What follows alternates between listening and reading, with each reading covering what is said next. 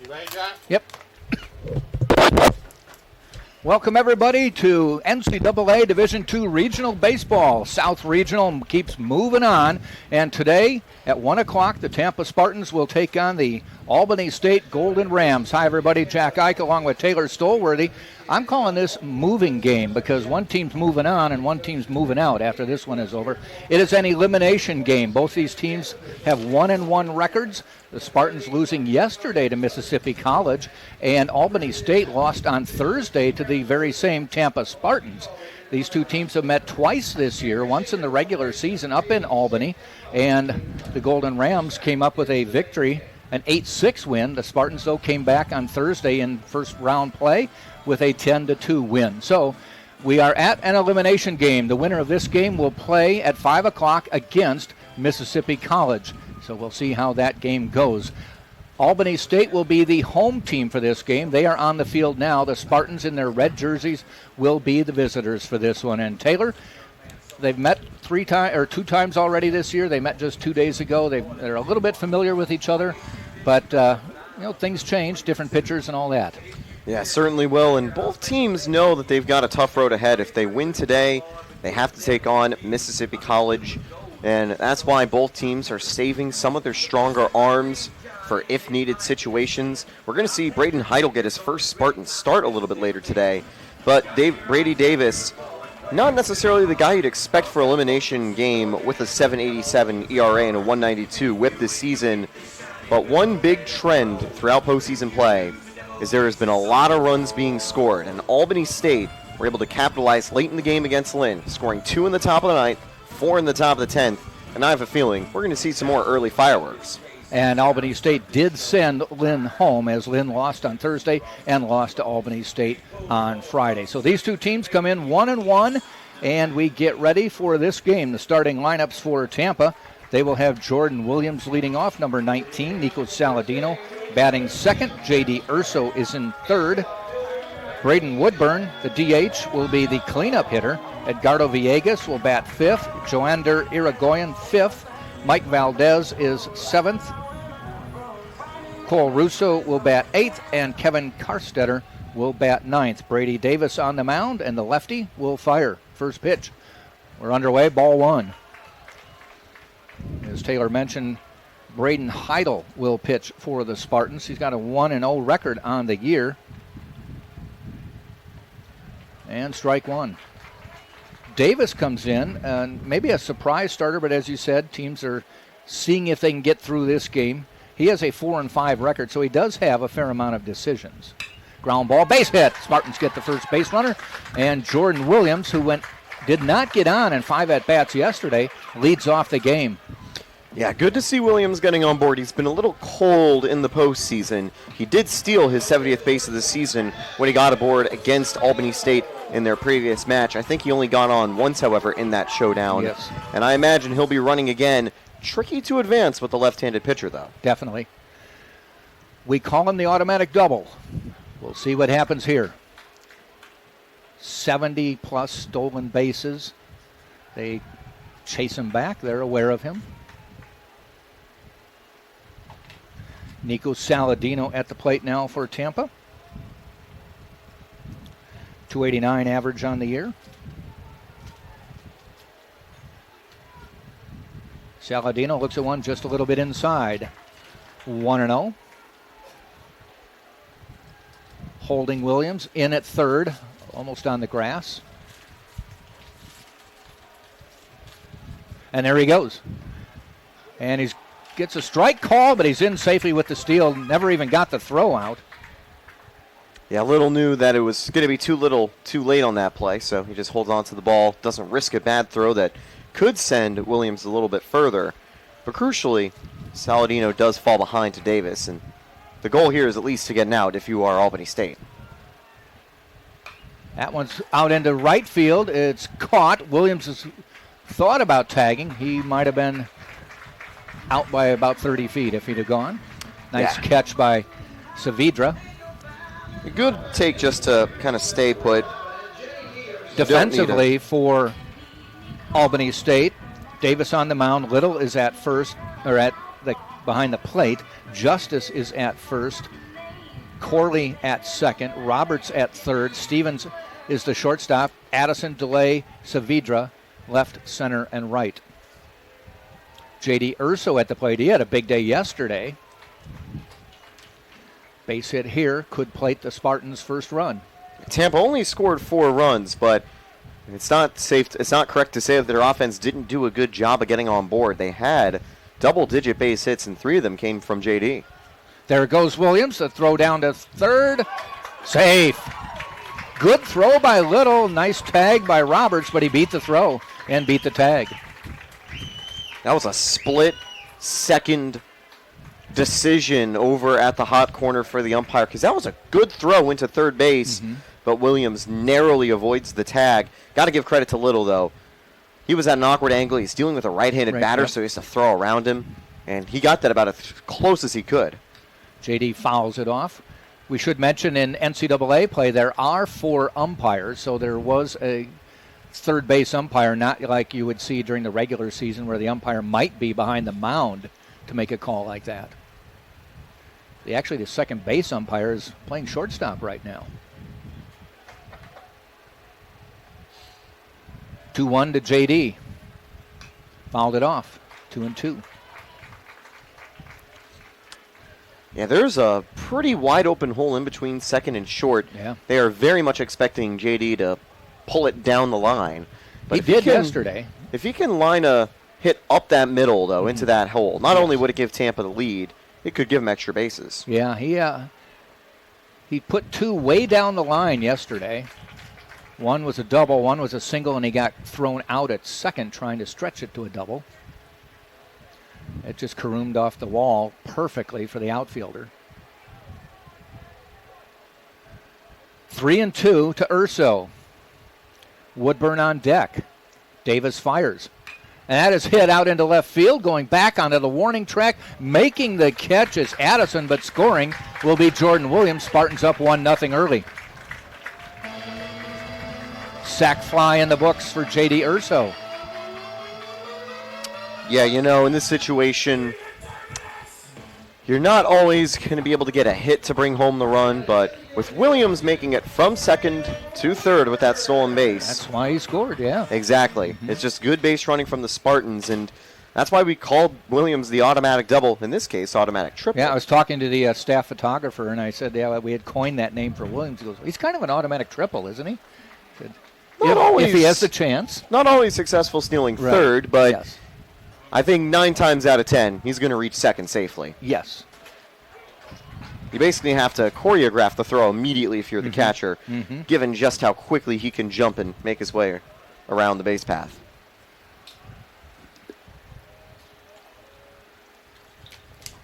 Strike call. And if you get a chance, go to the Tampa Bay Times. And our friend Shane Patagna wrote an article on Jordan Williams a couple days ago.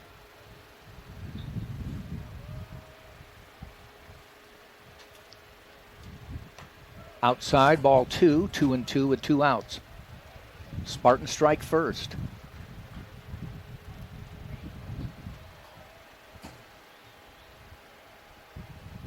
Villegas on deck. The pitch. Up the middle, there it is. They vacated that spot. And Woodburn slaps it into center field.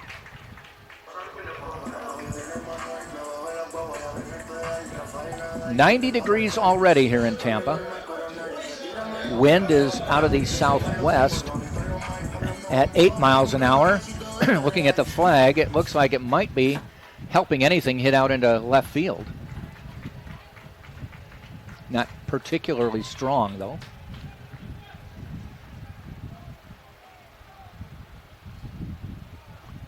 A little bit inside to Villegas. We'll see if either of these teams will have more success with the long ball today. Neither were able to hit home runs yesterday. Kind of a surprise for the Spartans due to our power output. And a little bit less surprising for Albany State. I don't know how their ballpark dimensions are. They could have a very home run unfriendly ballpark, but they hit a little bit less home runs as a team this season. But we did see Mississippi College go yard a few times yesterday, and Lynn, who were the only team to hit home runs on the first day of regional play, had a couple in their loss as well. Spartans have not hit any home runs this weekend, correct? Yep, not yet. Okay. But not yet is probably the big word. Yes. 1-1. Woodburn with the lead, not big. They chase him back anyway.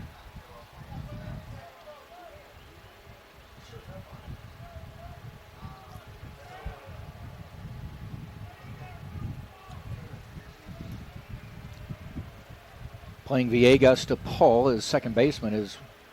There goes Woodburn. Throw down to second. He's going to beat it. It goes into center field. Is he going to go? He is. And they're going to let him take third. So the Spartans have a man on third again. That throw was wide and high to the first base side and went all the way into center field.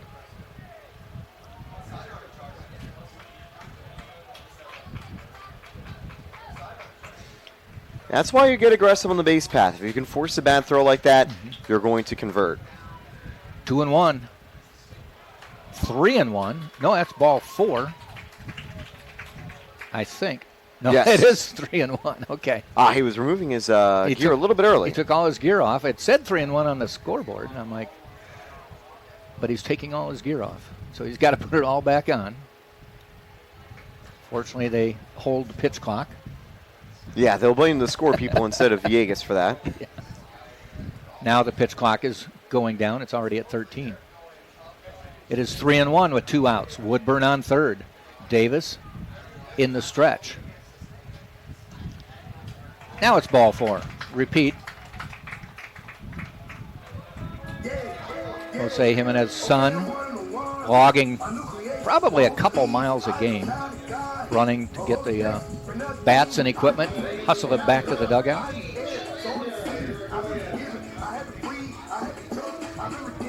So runners on the corners now, and Irigoyen to the plate.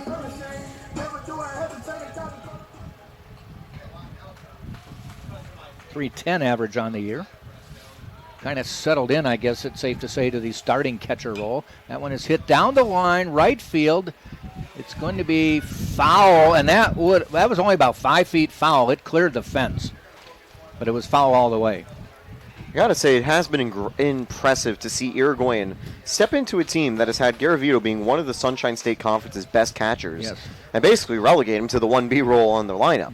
Not that Garavito isn't a good player. He still is, and Urso can just pull him out of the bench anytime if someone is in a slump or he needs a big pinch hit appearance. But I think I'm trying to highlight more how good Irigoyen's been, and kind of working in a bit of a platoon role, kind of going 2 of the 3 games per weekend. He still managed all conference honors.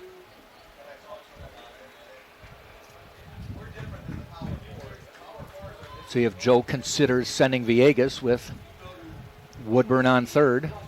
1-1 count. Davis fires. Swing and a miss, though. Irigoyen tried to golf that one out.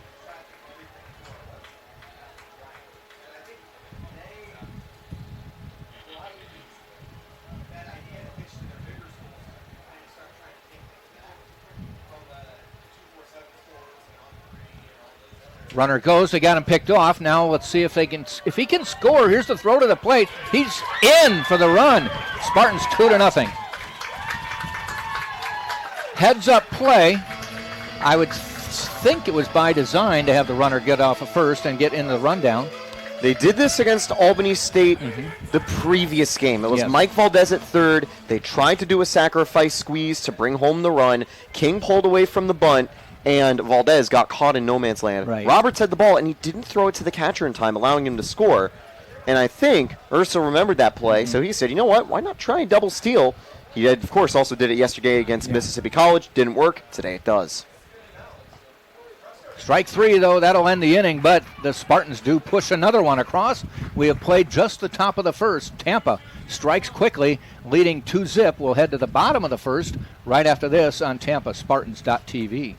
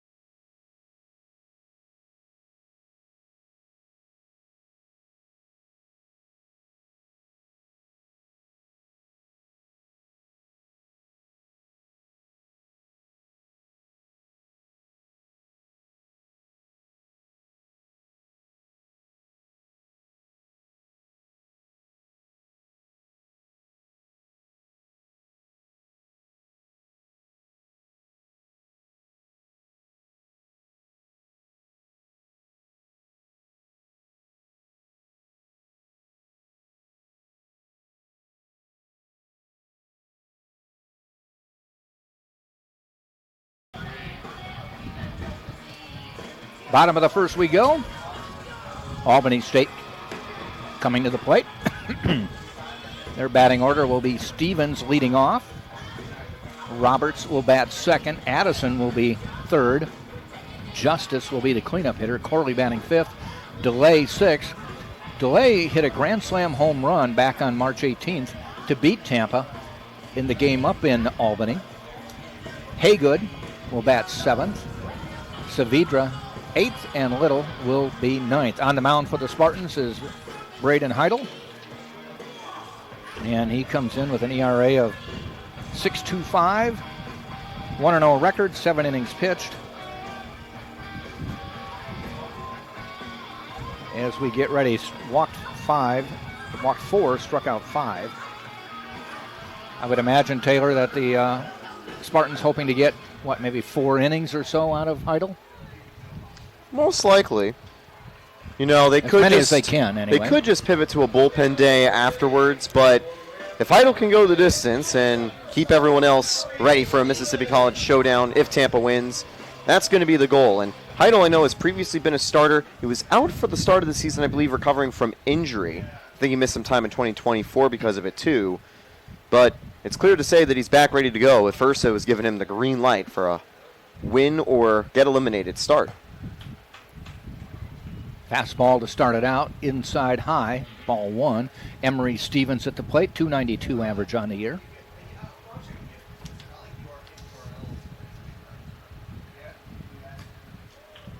Fouls that one off. One of just 2 players on the Albany State team, at least 2 in the starting lineup, who has exceeded 200 at-bats on the year. Ground ball foul. They've played 52 games, so it's getting about 4 a game, official at-bats. Well, some Tampa players kind of knocking on the door of that. Mm-hmm. Williams, I think, could eclipse 200 if he plays twice today. Mm-hmm.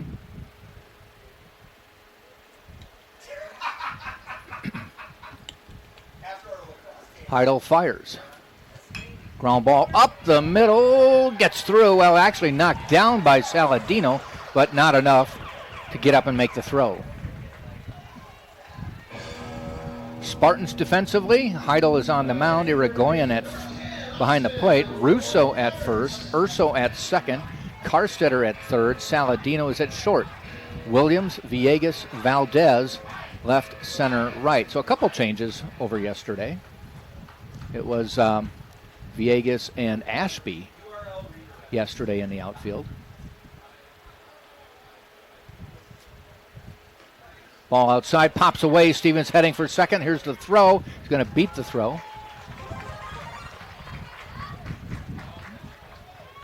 See if they call that a wild pitch or a pass ball. It hit Irigoyen in the mid, bounced away.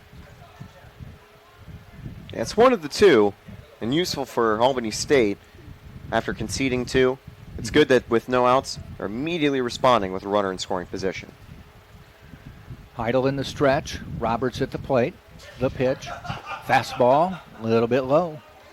2-0.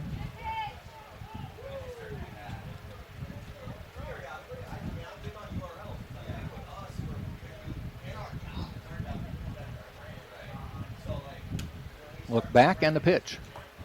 Strike call. Right now, Heidel seems to be relying on the fastball most of the time. It's only his second batter, though. Fastball is usually the go-to for most pitchers. They'll throw it about 40 to 50% of the time. And why not? It's a tough thing to get to, especially if you carry some velo on it. That one's knocked out into left field. Jordan Williams strides over, makes the catch for the first out. Off the bat, that looked like it might fall in, but Jordan Williams can cover ground.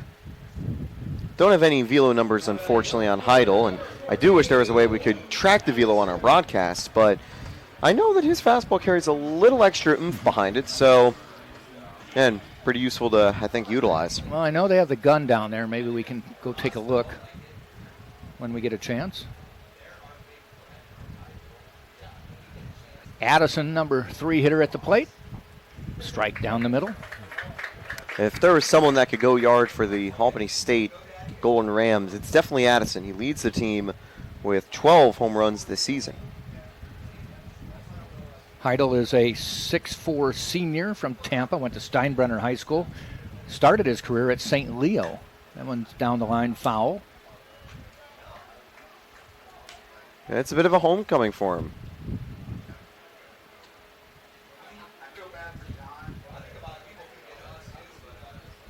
They are definitely playing Addison to swing late in the outfield.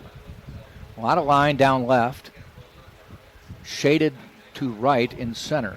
Runner heading to third. Fouled off. Got a good jump. Tried a bit of a hit and run there and almost worked out. They're not actively holding on to third or second, so Stevens said, hey, might as well try it. Gives you a couple extra steps on the lead. I do think that's going to pull Urso a little bit closer now. Mm-hmm. Yeah, he's loitering around second base now. Strike 3 call. Caught the outside corner. Nice pitch by Heidel. The first strikeouts for both pitchers got the batters looking. Brings Justice to the plate. Cleanup hitter, grad student. Tom was begging for me to say Justice prevails on the call yesterday during the Albany State comeback. But, you could say it kind of did because Albany State were able to manufacture a massive offensive output at the very end of the game. Different than starting the game with fireworks. They finished the game with fireworks to knock the Fighting Knights out of postseason play. And a bit of a notable upset, too, was Lynn was the third-ranked team in the Sunshine State Conference, coming on a very solid year for their program. But, the SIAC champs wanted a rematch against the Spartans or a shot against Mississippi College. Mm-hmm. They're going to get one of the two right here, and if they knock off the top team in the region, they'll get a chance to take on the Choctaw. I thought about that earlier. I said, do I work in Justice was served? I'm like, he's probably never heard that. I'd imagine some broadcasters have brought that up before. Yeah. Ball outside. 2-1. Yeah, I figured he'd go, yeah, that's funny. It was funny the first time I heard it. Yeah. I imagine if you keep repeating it, he'd be like, yeah, okay, I get it. You're really witty. Yeah. 2-1. Runner goes. Fly ball up in the air. Urso waits, makes the catch for the third out of the inning. So they get a leadoff runner, steals second or goes to second on a ball that got away. Doesn't get to third. Spartans hold on 2-0 after one right here on TampaSpartans.tv.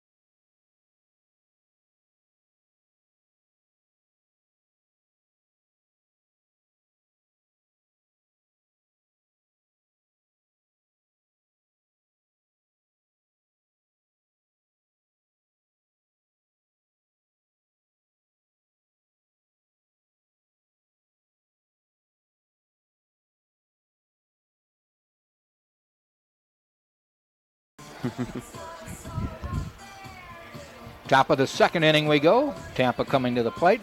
It'll be 7-8-9. Valdez, Russo, Carstetter. Tampa striking for 2 in the first inning. They capitalized on a sac fly and a double steal.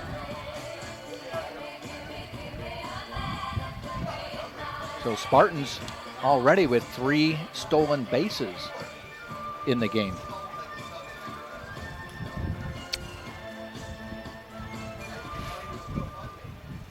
Actually 4, because Williams had 2. Yeah, Williams had 2. Double steal. Woodburn had 2, because he stole home alongside stealing second. That's okay. And Villegas made it to second safely. So 5 in the first inning. 5 SBs in the first inning. That might be a Spartan record, most stolen bases in an inning. That's small ball at its best. And a sac fly. Pitch to Valdez high and a good stop by Little. Wouldn't have mattered, nobody on, so no harm, no foul on that one. Only on a 2-strike count. If that gets really away, Valdez could go a little fake swing and then run to first base if he thinks he could beat the throw. Yeah. They are really hugging the line. And shortstop playing way exaggerated toward the third base line. And he hits it out into right center field. Right field, actually, coming in. Saavedra makes the catch.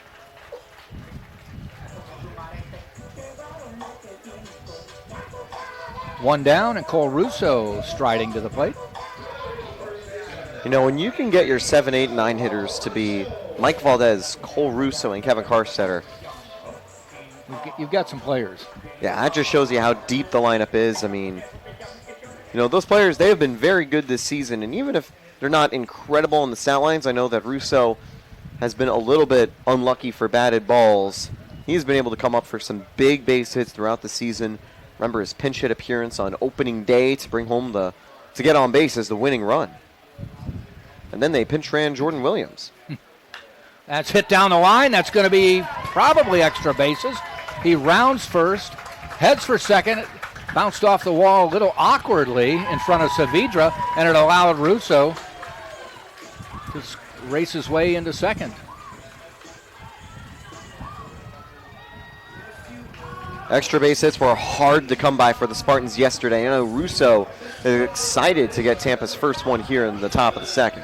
You were talking about how potent the bottom third can be. Well, it's Valdez at 302, Russo at 290, and Karstetter at 341. And Karstetter's at the plate now. And it's crazy with how deep the Spartans lineup is. Karstetter had a couple of games where he was coming off the bench and being rested on the closing series of Sunshine State Conference play. But he's been the exclusive third baseman for postseason action so far.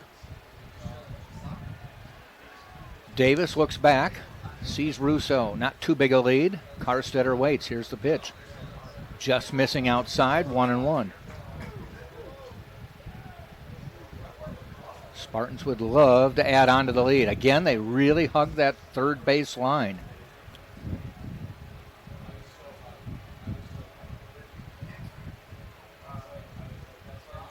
Swing and a miss. Waited a little on that one, then couldn't catch up.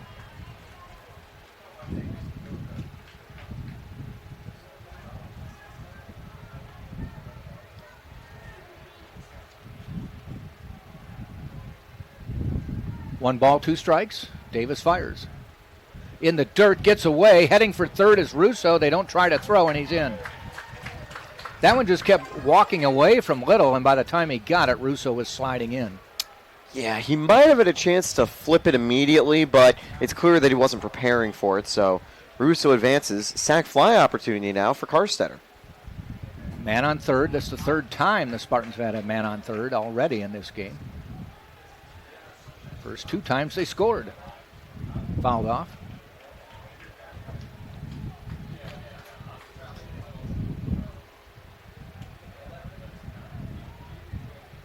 Left field is almost on the warning track. A couple steps in now. And that one is hit down the right field line, giving chase toward the Albany State bullpen, and it falls out of play. Good idea to let it fall, honestly. That would have given up a run. Exactly, because at that angle, Justice was not going to be able to turn and fire a rocket to home plate. So maybe you just try to give Davis another chance for a strikeout. Sure, you do risk a hit in the run scoring either way, but you know, sometimes in a close game, it might be a better idea to let it drop. Do you think of that when it's probably not? No, I was going to say I doubt it. I think he was just thinking, "Who got to get to it? Got to get to it in the bullpen." Yep. That was a blooper pitch. Goes high outside. Full count now. Jordan Williams anxiously waiting on deck.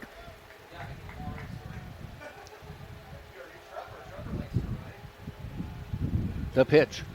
Outside, ball four. Runners on the corners with Jordan Williams coming to the plate. He opened the game with a base hit. Watch for a double steal again. Russo's not a big base stealing threat, but he'll take a bit of a lead because I'm guaranteeing that Urso's sending Karstetter. He's second on the team in steals. Normally 15-16 would give you the lead for Tampa on the base paths. Not when the automatic double is on the team. Speaking of. Coming to the plate. Now this time shortstop has moved more towards second base. Third base in on the grass. The pitch. He showed bunt, pulled it back. That just clipped the corner, though, for strike one. But I think the squeeze play, or potentially just trying to advance Carstetter, see if a fielding miscue brings Russo home, is a good idea. Williams is also the type of player who can bunt for a hit pretty well. Mm-hmm. Well, when he bunts, even if he's putting down a sac bunt, he's probably going to try to get on. Yeah, and that's why sometimes you'll see Williams try to square up when there's the bases empty and he's starting an inning, because he knows if he puts it on the ground and the defense isn't quick enough, he's going to reach. Fouled off. That'll probably kill the squeeze play, though. Yep. You don't want to bunt with 2 strikes. Even though Tampa, very reliable bunters across the board. We know how to put the ball in play pretty well. I'm pretty sure that's something Urso has the guys practice, but you don't risk it with 2 strikes. Don't give him a free second out. If it was no outs, maybe you try it. 2-strike pitch. Over to first.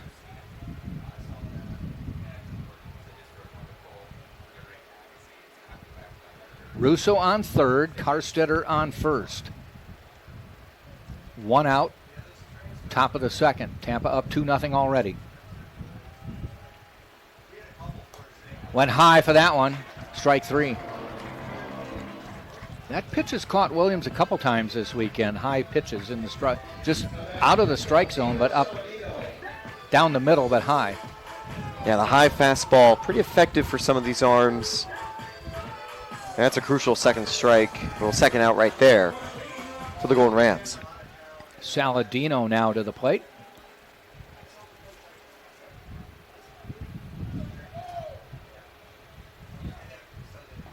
Off speed, just missing outside.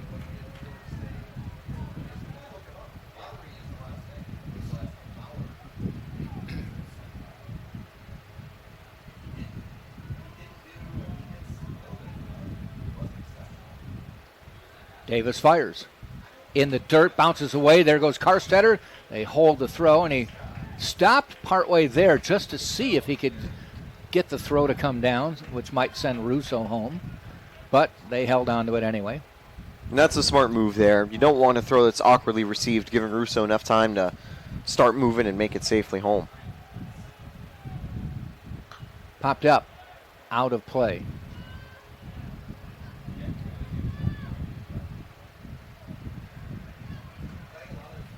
Base hit.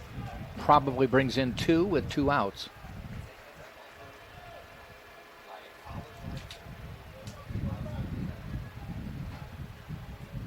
The pitch.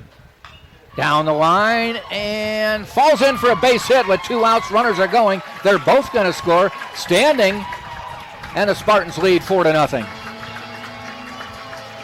Saladino ripped that one down the right field line. Fell in front of Saavedra. All he could do is play it on one hop and get it in as quickly as he could. But with 2 outs, both runners scoring. That is a big base hit there for Saladino. 2 of the most important hits of the game have come with the platoon disadvantage. Saladino and Russo being left-handed bats, taking the ball to the wall twice. Mound visit coming up. It looks like they have a righty warming up. We'll see if they step away from the bullpen or if this is just a check-in for Davis. They've got 2 righties and a lefty due up, and then 2 more righties afterwards. Scott Hemmings, head coach, out with the visit. If it's the head coach, it typically does lead to a call to the bullpen. I'm not seeing him take the ball from I noticed yesterday, Davis. or Thursday, he made all the visits. Didn't matter at what situation. With Tampa, you'll usually see, I'd say 100% of the time, see Sam Militello make the first visit. Yep. When Joe comes out, the decision's been made. J.D. Urso to the plate. He had a sac fly in the first. Strike call on the first pitch. This is the last chance for Urso to win a ring with the Spartans. He missed out on it last year because he was with the University of Miami. Kind of unlucky timing for him to have transferred. Yep. But he gets a good farewell at Tampa, and he'd love to take the Spartans back to Cary, North Carolina. Tricky thing is, Tampa needs to hold on to this 4-run lead and win 2 straight against a Mississippi College team that has looked like a complete unit. Runner goes. Throw down to second. In safely. Bounces away. Another stolen base for Tampa. That's their first of the inning because they had a couple players advance via wild pitch previously. The car setter reached safely on a wild pitch. Even though it was like a stolen base opportunity, it had bounced away from Little. And, of course, Russo advanced from second to third on a ball that bounced away. Again, a runner in scoring position. Urso waits. Davis glances back.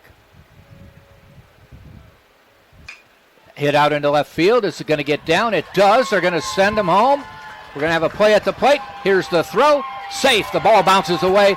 Urso is going to head for third. The throw, no, they hold it. He slides in. So the run scores. It's 5-0, and Urso heads up, goes all the way to third. That'll be an RBI double. The throw kind of bouncing away from Little at home plate is what gives him the extra base. But a massive extra base hit for Urso.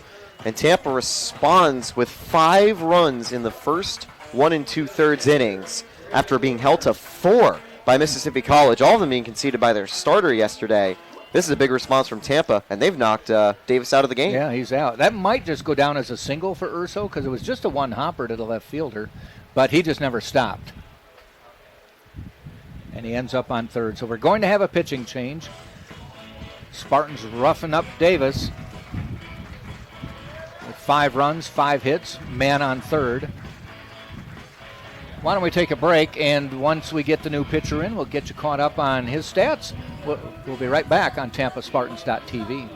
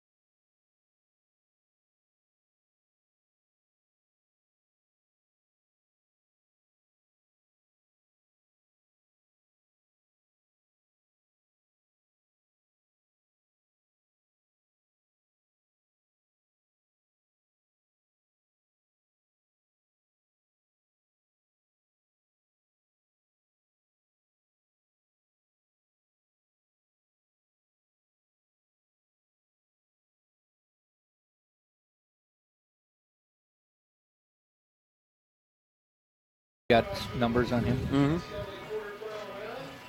Pitching change has been made for Albany State. They really just can't risk going down much more than this, if at all possible.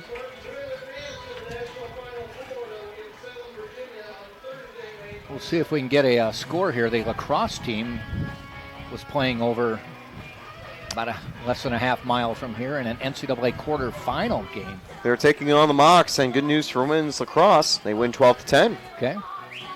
At least that's what it says on Live Stats. Hopefully I'm not wrong. No. And then yesterday, the women softball team punching its way to the Final 8. Yeah, they had to do it. Regional. They had to do it the hard way. They lost on Friday against Auburn Montgomery. Well, Thursday against Auburn Montgomery.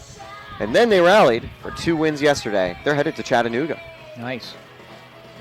First time in program history that they have gotten out of the Super Regional. They've made the regionals and Super Regionals quite a few times, but it's always been postseason heartbreak for the Spartans. And this year, it's D. Simone and Galehouse giving Tampa a few more chances to go for a national title. I've got the stats for the new guy out of the bullpen here. Okay. Enlighten us. The Golden Rams going with Tyler Bullock, a 3.38 ERA over 13 appearances out of the pen.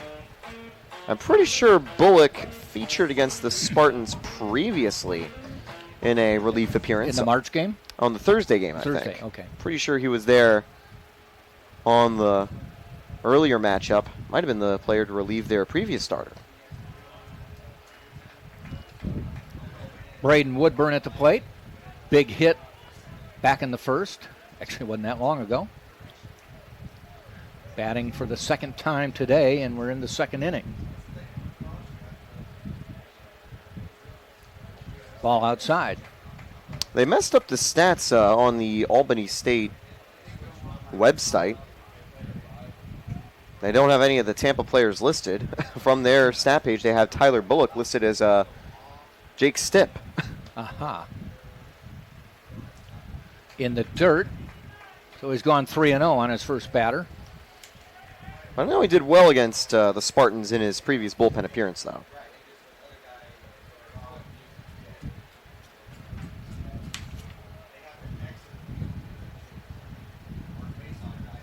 Bullock sets.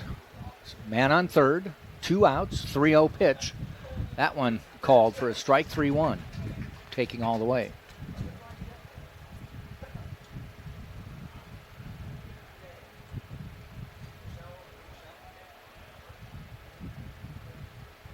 (3-1). Hit foul. That one high up on the screen around the ballpark. Comes down into the field. Left fielder Addison will trot over just a little bit foul and throw it back.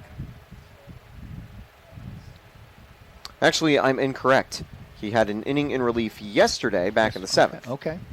He held Lynn scoreless over a full frame. Well, you've done so many games this weekend. You've seen just about everybody play. Especially for teams that have already played twice as well. Yeah. 3-2 pitch.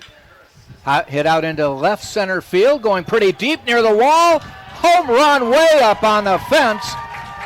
Braden Woodburn with a 2-run shot.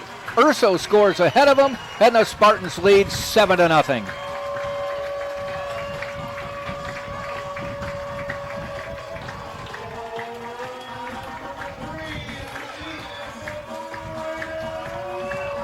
Woodburn touches the plate. The 7th run of the game for Tampa, and we are just in the second inning. Just his 3rd home run of the season. Yeah, it was only a matter of time before Tampa finally went yard here in regional play.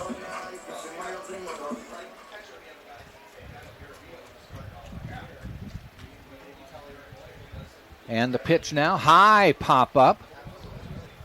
Villegas, second baseman waiting, makes the catch to end the inning. Damage done though. Spartans get 5 more across here in the second, and we played an inning and a half, and it's 7-0 Tampa on top. You're watching right here on the Sunshine State Digital Network.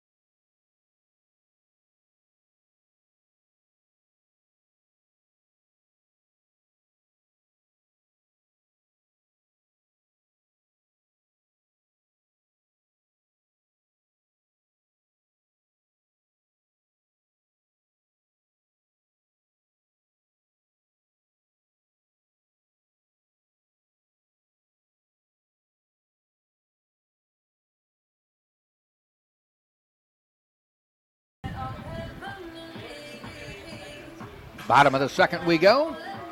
Spartans on top 7-0 as they have hit fast and hard in this game.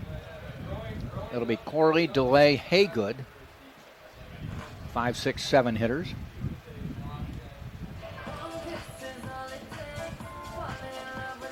You got to feel good if you're Heidel. You got a lot of run support behind you. You've got a green light to go the distance as well. And also with the 7-run lead, if you get into a little bit of trouble, it's not like Urso is going to be forced into an early hook, where if it was a close game, Urso would be aggressive, trying to make sure his best relievers are out there to help get out of a jam. Heidel's going to have some breathing room. Corley will lead off. By the way, the Albany State win yesterday was their first win in NCAA regional play. Had to do it in the elimination bracket, but, you know, a pretty special win nonetheless. Yep. Keep your season alive. They were trailing by 1 with 2 away. They had made it a 1-run game with 1 out. A sacrifice bringing home a run. Then they tied the game, went to extras, and they put up 4. 2-0.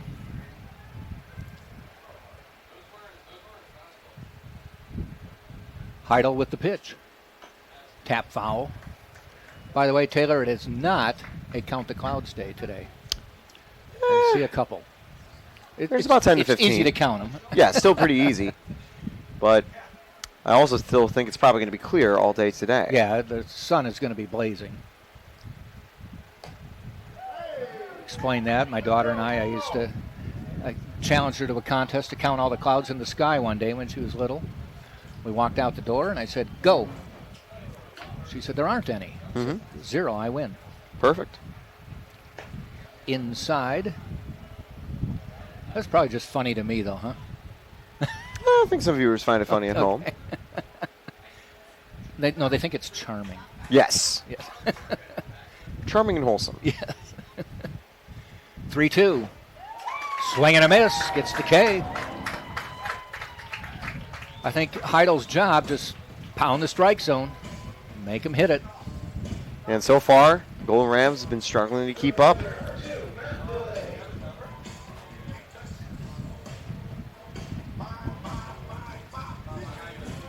Brings delay to the plate.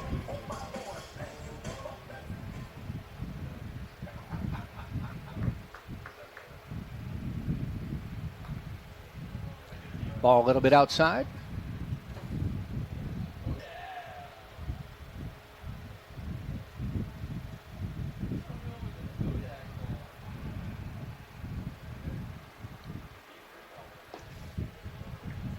Just missing a little bit low inside.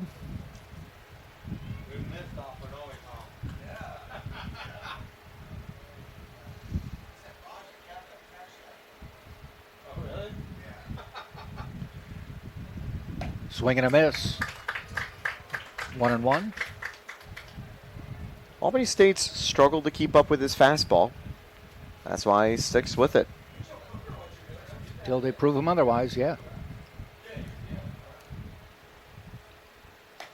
That looked good, too. 2-2. My mom just texted me. Yeah? She liked the cloud story. All right. She said it was very charming. I have one fan. Yep. Yeah, temporary at best, but ground ball out to Urso, takes a nice hop, and there are 2 down. I'll tell you what, if Heidel keeps going like this, he's going to have plenty of fans. Yeah, yes.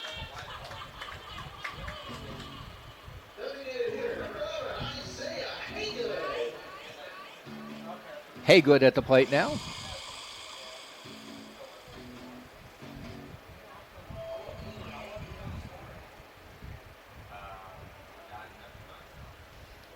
The lefty playing pretty far off the line at third base for him. If you get to 2 strikes, watch what the Spartans infield does.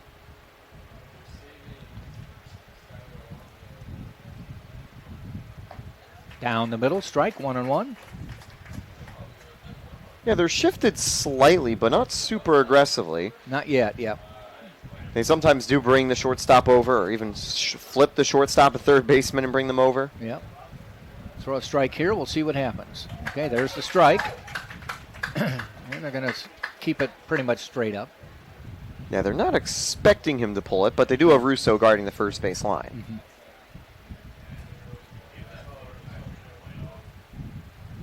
Doesn't matter. He goes down swinging.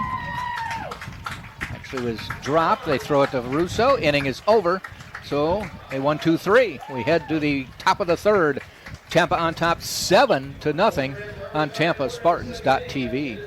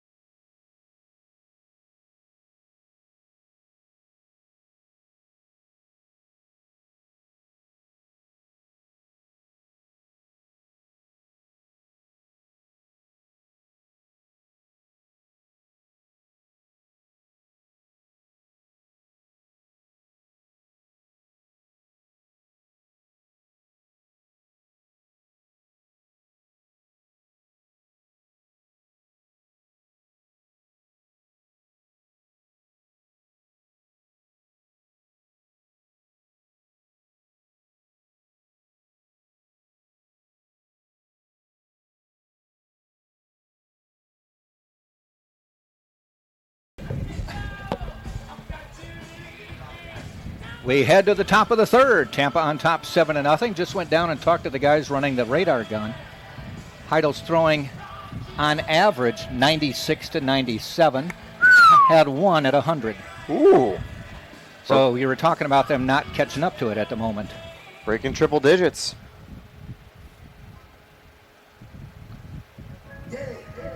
Irigoyen will lead off for Tampa here in the third. Spartans have scored in the first 2 innings, 2 in the first, 5 in the second.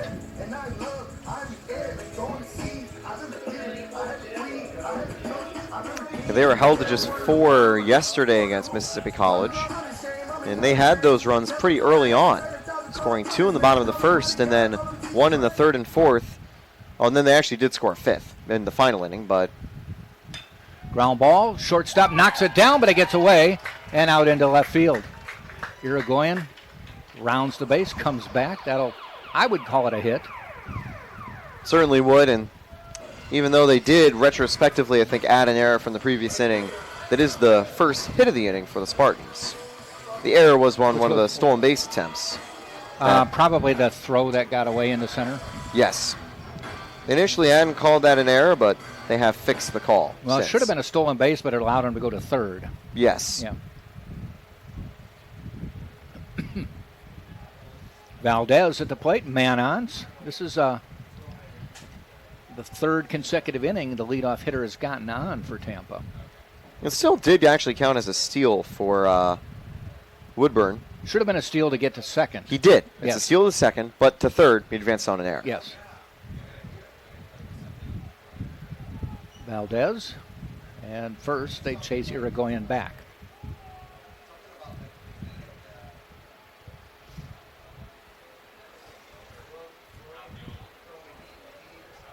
See if Joe tries to move the runner on first. Valdez waits. Inside. Bullock letting a bit of time wind off the pitch clock, hoping to maybe catch Irigoyen jumping early.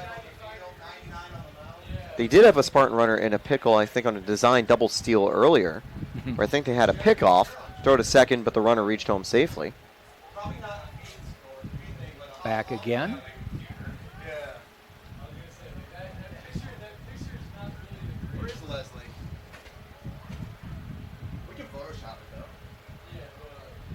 Bullock gets the sign. The 1-0 pitch. On the way. Inside, 2-0.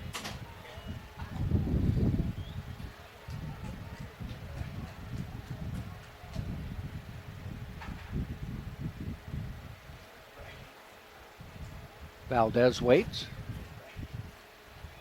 Yo, where is she? In the dirt.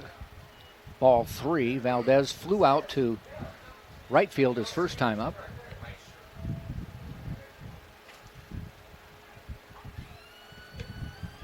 Russo's on deck. Could be a third walk for the Spartans. Mm-hmm. And, well, forget that. It's a hit batter. Valdez is like, can't you just throw a ball instead of hitting me on 3-0? Yeah, it could go away instead of inside. Speaking of hit by pitches, in the Pacific League baseball game I covered last night, I do that alongside. You're burning the candle at both ends here right now this weekend. It was at 1 a.m. that game, but in the second inning, the opposing pitcher hit the batter in the head with a curveball. And due to the Pacific League's dangerous pitch rule, the pitcher was ejected. Really? It was unintentional. The pitcher tipped his cap kind of to say sorry, and there was no bad blood or anything. But because he hit him in the head, he was out of the game, and the team had to go to a bit of a bullpen game. Wow. They did a good job with the bullpen. They only gave up one more run in the game. The starter had given up an RBI triple back in the first, but they lost 2-1. Okay. You told me you had a 5 a.m. game, a 1 a.m. game, and another 1 a.m. game tonight. Yes. That's alongside two and games you're coming today. Here 1 and 5. Yeah, 1-5, 1-1-5. And you've still got a voice. It was Barely. questionable yesterday at the end. Yeah, it was mainly because we had 10 innings of Albany State to start the day. Definitely an exciting finale, but not good for the long-term stamina of my vocal cords. No consideration by the teams. They were taking basically a 130 pitch count outing. Jeez. 2-0 pitch, 2 on. Looked at it closely, but called a ball 3-0. But you know, these teams don't care about our vocal cords. All they're worried about, making it to super regional play. W's. Getting W's, moving on. Tampa's looking to do that right here. Could get bases full, no one out. Strike call, 3-1. Karstetter on deck.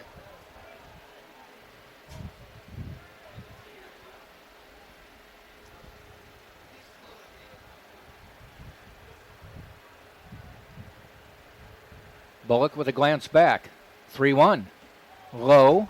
We've got ball 4, and we've got the bases loaded. No outs. This could see a call to the bullpen. I think he for Albany just State. got up a little while ago. Yeah, he's beginning to warm up. Yeah. And we're going to see a conference with the catcher and pitcher. If Bullock can't get an out or two right here, just to try to keep the scoreline somewhat in reach, you definitely know the Golden Rams will make a call to the bullpen. Maybe they even bring in a player they'd use as a starter later today. Let's keep in mind, if your season's coming to a close, You got to pull out all the stops. yeah, you don't save your best arms for a game that, at this stage, wouldn't be lined up to happen. Yep. Bases loaded, no outs.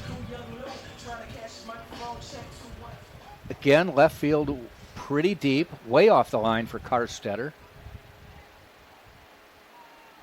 Karstetter walked and scored. There's an outside pitch, ball 1.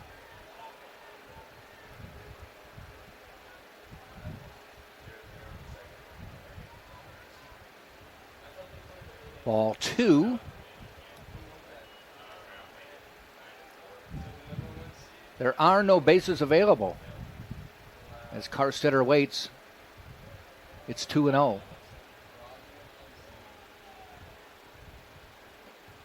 Missing low again, 3-0. I'm betting he takes.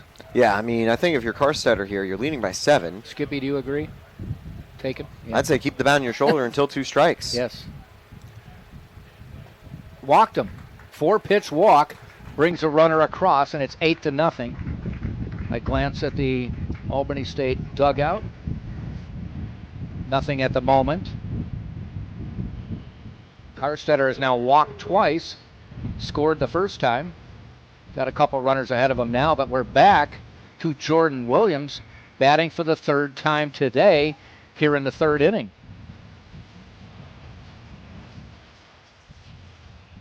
It's been up every inning so far. Strike call there.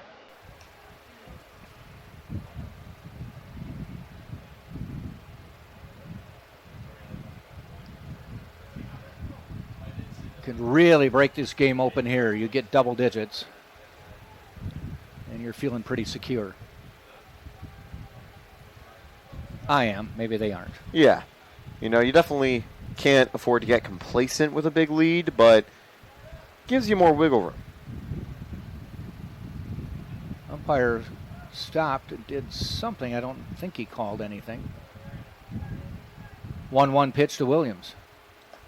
High outside.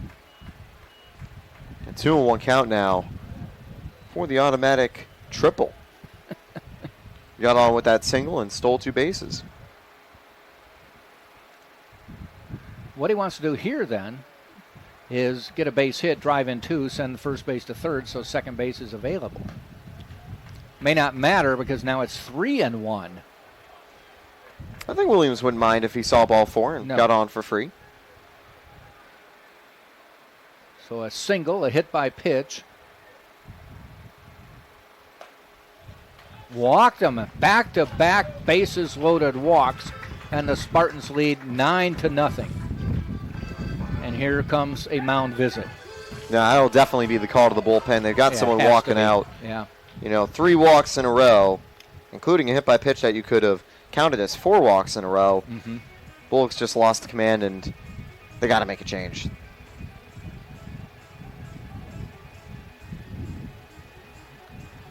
So Scott Hemmings with the visit. Nobody has come from the bullpen yet. So, yep, there's the call.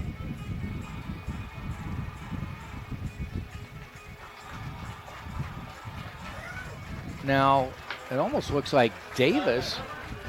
Is that Davis again? Let me Who's double number check. 3? Number 3 is William Beasley. Oh, okay. He's a higher leverage reliever. He came from the dugout, so I was like, wait a minute. Davis is a lefty anyway. But he came from the dugout, so he was already down there waiting.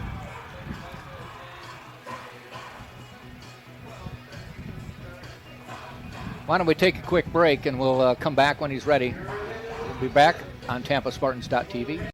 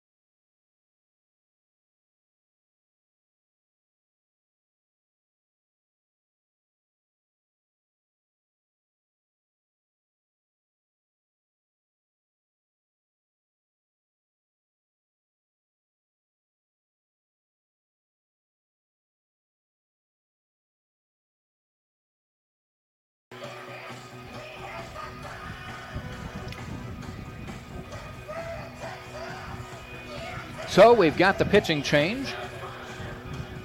Third pitcher of the game here in the third inning for Albany State. Tampa on top 9-0. A single, a hit by pitch, 3 straight walks. 2 of them with the bases loaded, have plated 2.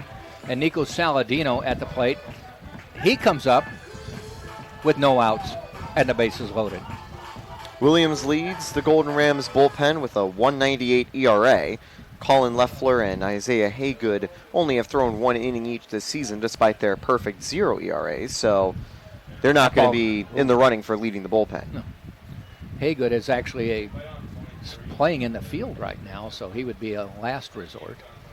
He is a two-way player listed as a pitcher on the roster, but okay. He's played a lot more first base this season. Yep. Ball 1. Ground ball foul. Actually, did they move Haygood to the field? I don't think so. He might be the DH. He is the DH. Okay. That's what I was trying to remember from the lineup.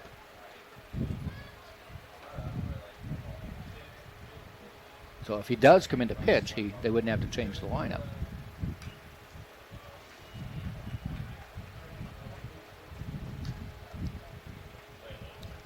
Yeah, the pitcher would be batting, and that's not a bad thing in that case for the Rams. So when if he's done pitching, then they would have to make a move. 1 ball, 2 strikes, nobody out. Saladino waits, ball inside. 2-2. First time the Spartans have seen 2 strikes, I think, in the inning. This inning, yeah. Pretty sure Uruguayan got a hit before 2 strikes, and it was 3-1, 3-0, 3-1, 3-1 for the walks. Fouled off. So now stays 2-2.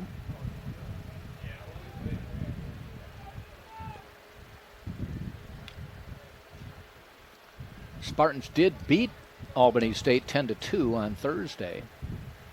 Put double-digit numbers up there. Though the game was in the balance until we got to about the 6th or 7th inning. Inside low, full count. Yeah, so we've made it to 3 balls again. The Spartans didn't jump to this early of a lead. No.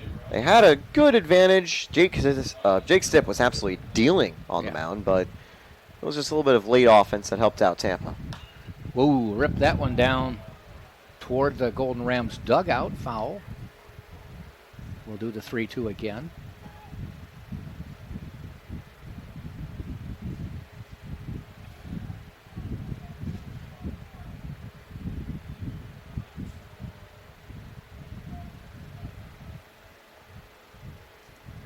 Beasley back on the mound. Fires. Way high. Another bases loaded walk. The 3rd consecutive.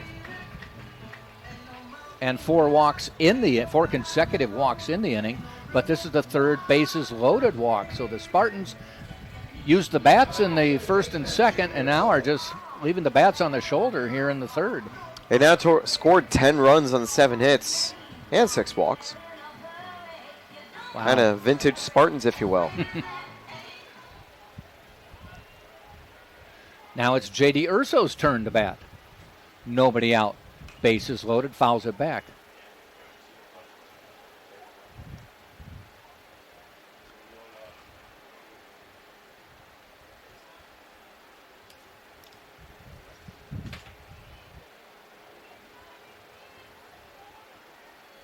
Beasley fires again. Urso looks at one high, 1-1. We say often that the Spartans will make you pay for your mistakes, but they're just standing in right now. 1-1 to Urso.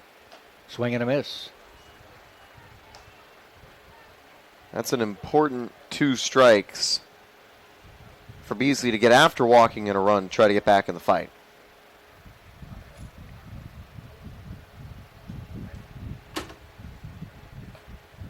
Ball just a little bit high, Little framed it. Tried to influence the call, didn't get it.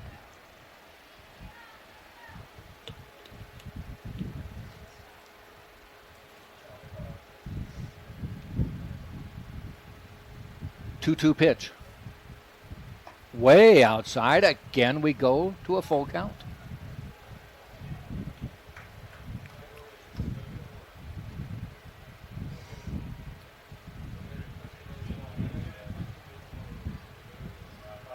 And the pitch. Low, ball 4. Another bases loaded walk. Still nobody out here in the third, and it's now 11-0. Is that 5 walks in a row or 6 now? 5 walks in a row. And a hit batter. That's but right. if you count that hit batter, because that would have been ball 4, that's 6 in a row. Yes. Started the inning with a single, a hit batter, and now 5 walks, including 4 bases loaded walks.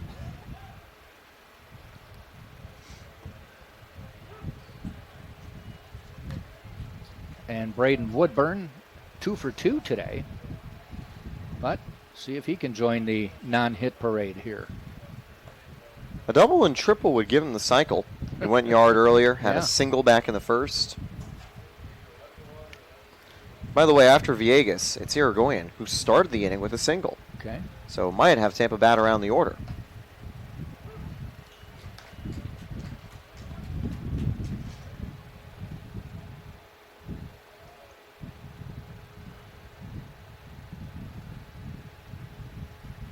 And the pitch. That's going to fall in for a base hit. Probably scores 2. Going all the way to the wall. That's going to bring all 3 runners in. And it's going to be a 14-0 Tampa lead.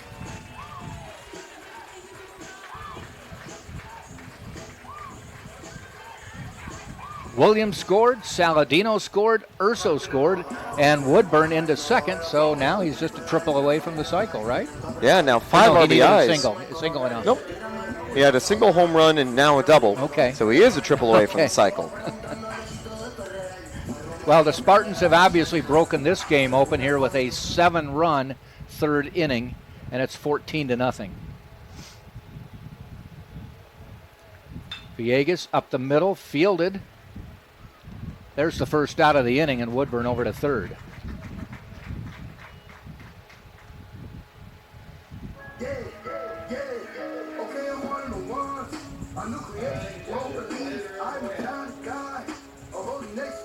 So it took to the number 9 hitter in the inning to get the first out.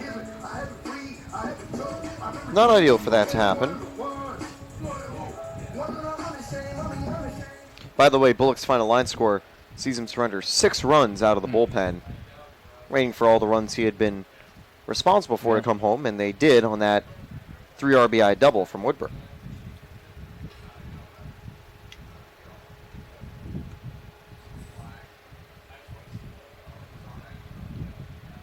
Irigoyen opened this inning with a single.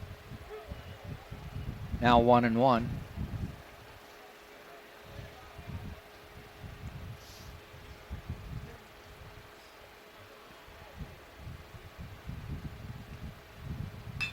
and make it 2 singles in this inning. Another run scores, 15-0 Tampa.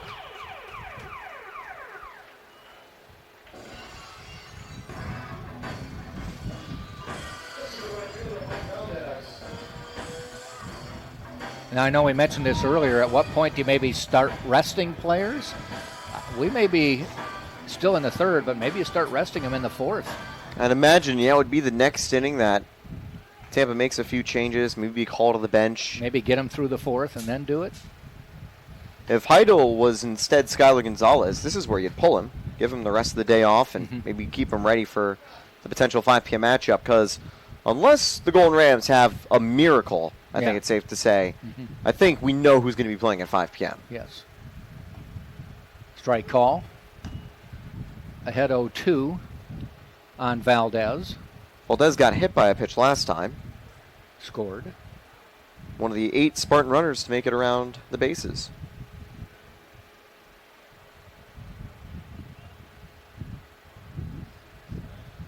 Swing and a miss. Went upstairs for that one. And that's out number 2 in the inning. Brings Cole Russo to the plate.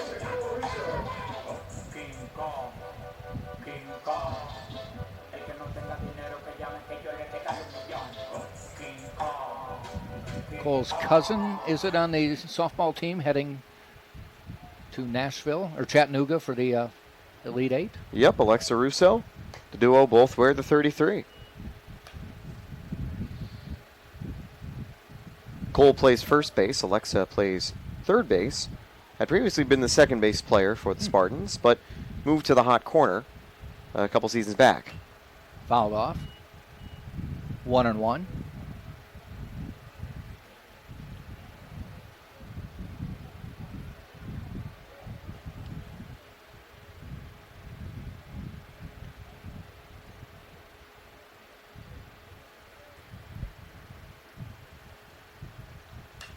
Popped up, heading out to left field.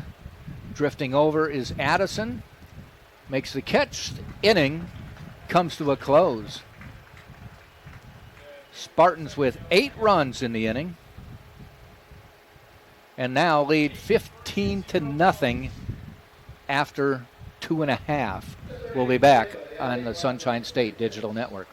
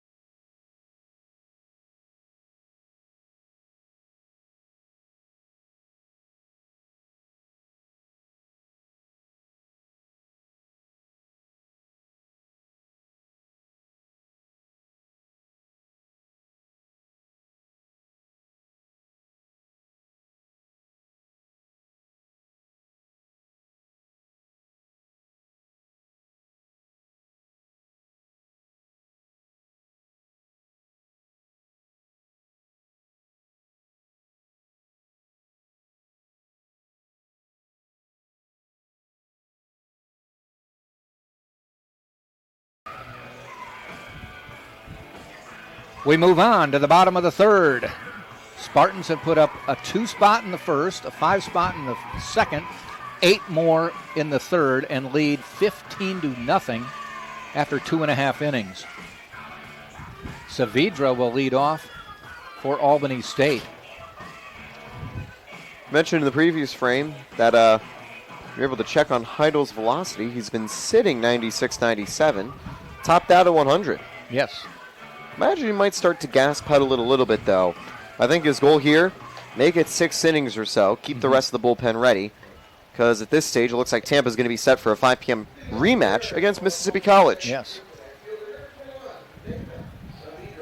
Saavedra to the plate.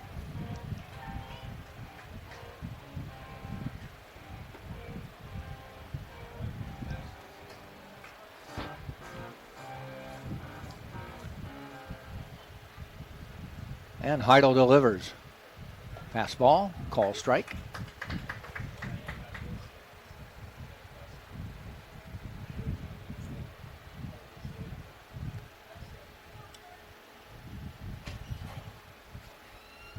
Fouled off. 0-2 quickly.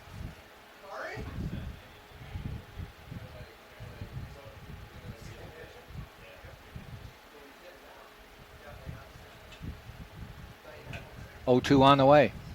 Doesn't even bother to waste one. Strike 3.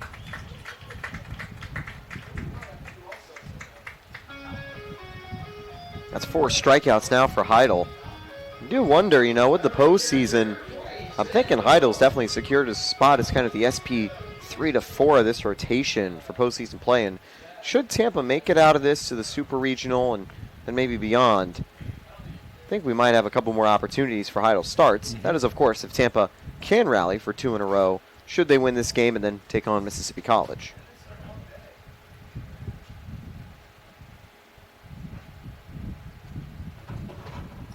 Ball outside.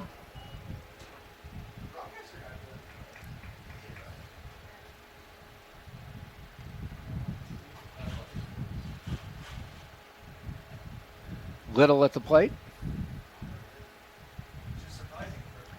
Spartans have already had all the way down to their 6th hitter bat 3 times today. Whereas Little, here in the 3rd, is batting for his 1st time. But a 4-pitch walk there. So there's a blemish on Heidel's afternoon to this point. It wasn't on a perfect game watch. He gave up a leadoff single for Emery Stevens. But that will hurt his strikeout to walk rate just a little bit. Top of the order, Emery Stevens to the plate. He started things with a base hit.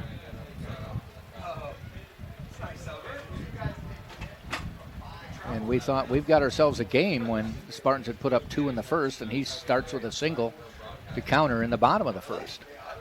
Yeah, I was speculating we might see a bit of fireworks from both teams early on. Ground ball. Karstetter is going to try to go to second, gets the force. That one took a while to get out to Karstetter, and he had to make a quick throw to Urso to get that force. He got the lead runner. But I will say for the fireworks, so far it's just one team that's been active with it. Yep. Because Heidel has been stellar so far on the bump.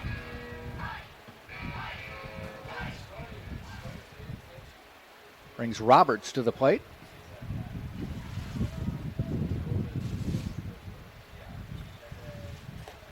Ball inside.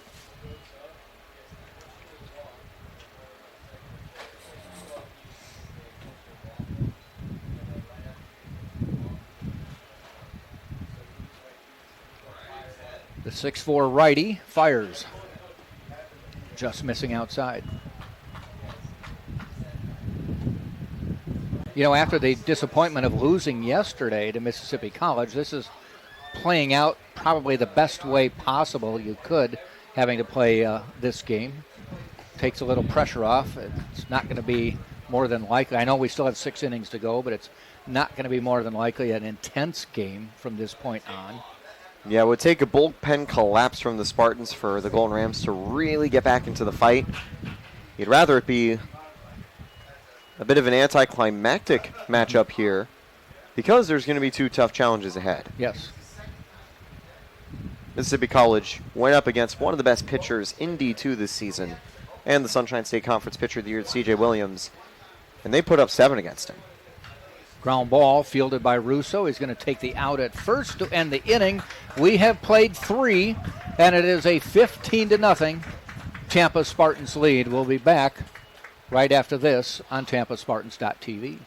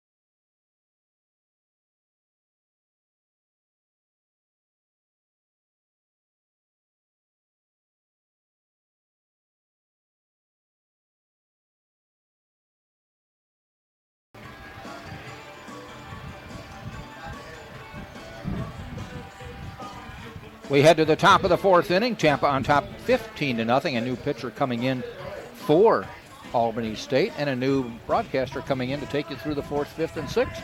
I turn it over to Taylor Stolworthy. Thank you, Jack. As Quindon Wright will begin to warm up.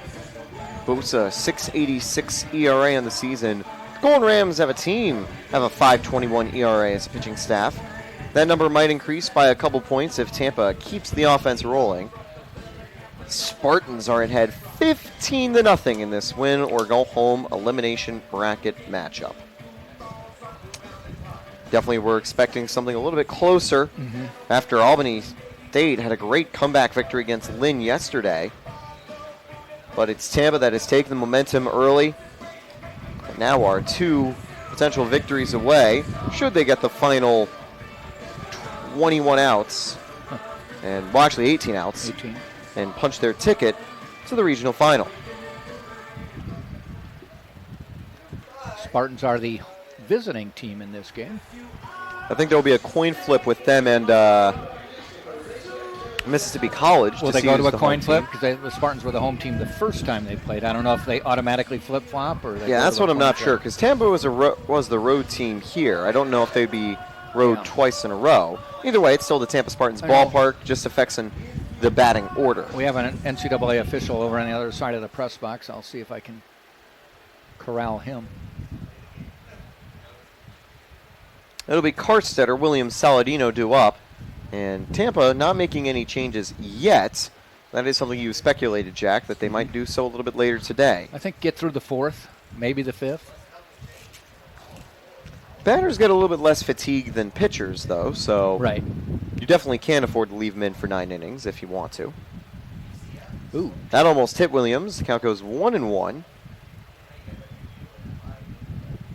Command this season for Wright has him have strikeout, 15 strikeouts and 13 walks. Now here's the 1-1. 2-1, missing down low. The other thing that I've never done any research on it in terms of your body and games like this, but you go out early and then you have an hour between games. Is 2 hours too long to be sitting doing nothing? Yeah, and I think a notable thing is with how long we were in that top of the third inning, there's going to be a little bit less resting period, depending on how deep this game goes, until the 5 p.m. game for the winning team here. That could be a little bit of a detriment. I think they get an hour between the games no matter what. Yeah, 40 to 45 minutes, I know. Usually once the other teams take the field, that's when the timer starts. In this case, it would be Mississippi College entering the visiting dugout. If Tampa advances, they'll stay in their dugout. If Albany State advance, they'll stay in theirs, and Mississippi will go over to the Spartans dugout. Okay. That's also where Mississippi College, I think, was when they took on Lynn yesterday, 2 days ago. I believe you are correct. And has the benefit of the hidden bullpen. Ball 3. Karstetter gets a full count. Williams is on deck, as it would be a 4th time through the Spartans' order potentially. 4 times in 4 innings. Tampa's had a ton of base runners. The 3-2. Ball 4. Wow. Another walk. 3rd of the game for Karstetter. Was that 7 already today then as well? And a hit batter on a 3-0 count? Definitely a lot of times the Spartans have seen ball 4 miss the zone. When Beasley relieved Bullock, he walked his first batter. Wright relieves Beasley. He walks his first batter. When Bullock relieved Davis, he gave up a 2-run home run. Spartans have gotten the leadoff hitter on. There goes Karstetter. He's going to make it. Maybe good job by Stevens to keep that one from going into center field. That'll bring the count 0-1, though. He did find the zone. And the automatic double quickly behind. Singled, told 2 bases, struck out, and walked today. Somebody might say, why are you stealing with a 15-0 lead? It's only the 4th inning. Exactly. And there's no run-ahead rule either. You're not trying to speed through where you can then end the game early. Postseason play, you play until the end of the match. Yep. 7th or 8th inning, maybe you say, come on. Yeah. Or if there's rain and it gets canceled, and they're like, you know what? Yeah. We'll just call it. The other team won't mind. But again, clear skies, some countable clouds, if you will. And a 1-1 count now for Jordan Williams. 2-1. Nope, 1-2. And you also imagine that with a scoreline like this, that might see an expanded strike zone. Giving a little more wiggle room for the pitchers. That probably helped out right. That looked to be a little bit outside. Thought so, yeah. 1-2 to Williams. Hit on the ground. That's going to get to the outfield. Tampa's not going to send Karstetter. Runners at the corners.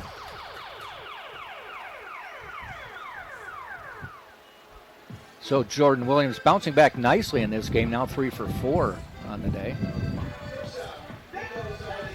3 times reaching, 2 hits. That'll bring up Saladino. Flew out, brought home 2 with a single, and then walked. There were 5 batters that had walks in a row. Russo, Karstetter, Williams, Saladino, and Urso back in the third. Quite a few of them were RBI walks. Handful of them happening with the bases loaded. 3 in a row, I believe.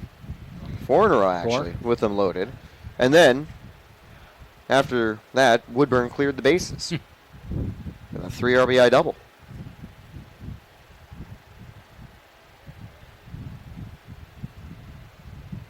They're worried about a potential extra stolen base from Jordan Williams. Has 2 steals in the game. I wouldn't worry about him. I'd say if he's going to steal, let him steal. Yep. Catcher's firing back to third to make sure that the runner stays put. Now, that should be a stolen base, though, for Williams. It will. 73 now in the season for Williams. I mean, there is such a call as catcher's indifference, where they're like, we don't care, and it doesn't count as a stolen base. I don't even know if they apply that rule anymore. Probably not. In this situation, he was checking on Karstetter, make sure Tampa didn't try a double steal again. Right, because he made a play. The count goes 1-1. Now, with no room to steal, don't expect any pickoff throws for Karstetter or Williams. It'll be Wright challenging Saladino on a 1-1 count.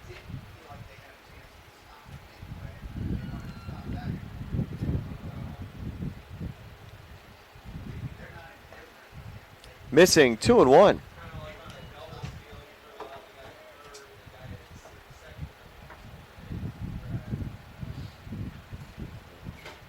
A hit could put Tampa up 17-0.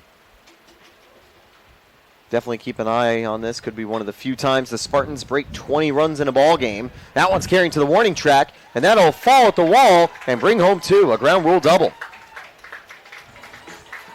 That was going to score both runners either way. Correct. What that prevents, though, is a triple from Saladino as it took a high hop off the turf. Oh, yeah. No, Woodburn's the one working on the cycle. Yes, and he is the triple. On deck with J.D. Urso stepping to the plate. Makes 17-0 Spartans. Everybody coming to the plate now is batting for the 4th time in 4 innings.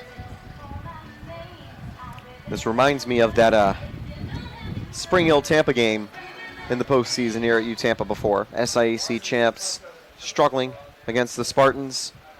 Unfortunately for Mississippi College, unfortunately for Albany State, that's what's been affecting them so far. Yep.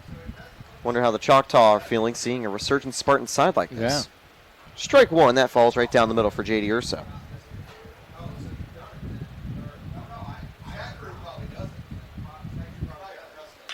Down the line, and that's going to bring home Saladino. RBI double for J.D. Urso. Throw not in time. He's had about 3 or 4 doubles this weekend. Yeah, he's been hitting the ball hard for extra bases. Urso now has 3 runs brought home as Tampa extends their advantage. I think the only 20-run game of the season for the Spartans was back against Eckerd on their red-out game. They won 27-1. Scott Hemmings coming out. And might be another... Not actually a change. They've got a lefty warming up, yeah. But I think they're just checking in on Wright. The big thing I think that he's telling Wright is say, hey, don't let the runners get to you. Yeah. We just need you to get through innings and get us back to the plate. If he gets in trouble, he'll make a call to the bullpen, but a positive sign at least is that Wright has only given up 1 walk.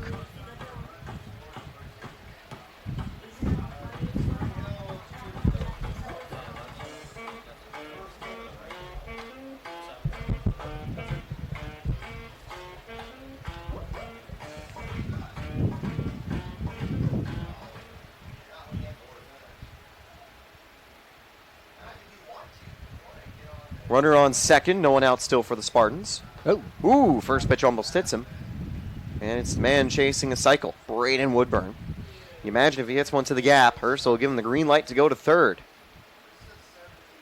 Started with single, home run, and double. 1-1.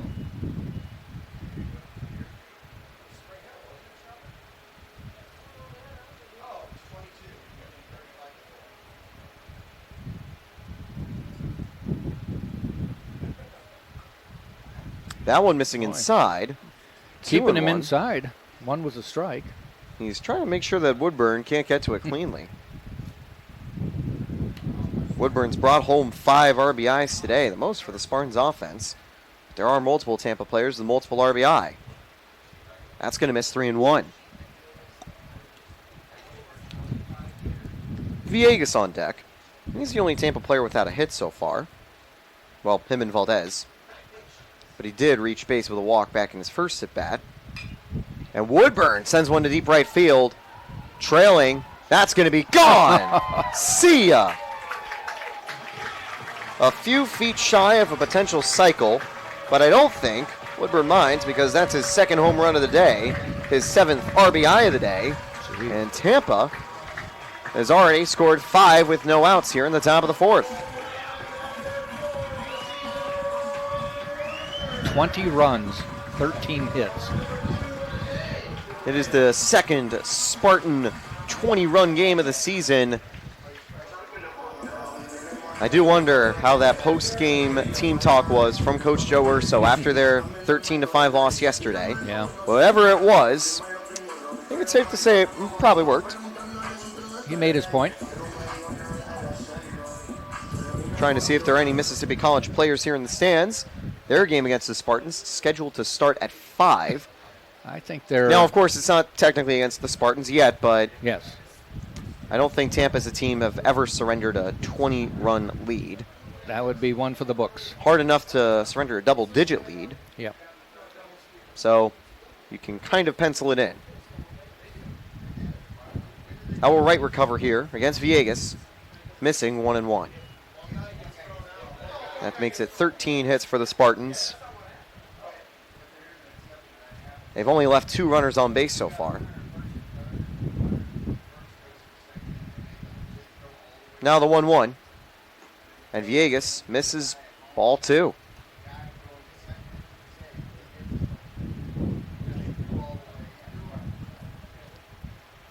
A double, and a home run have left the bases empty for Villegas. Did he go? Yes, he did. That was either a missed check swing or just clipped the corner. Yep. I think it might be the latter, as the umpire was calling that a strike rather Right. than pointing and saying, yep, you won a round. 2-2 to Villegas. Roll to third. Picked up by Roberts, his throw in time. And that'll be the first down of the inning.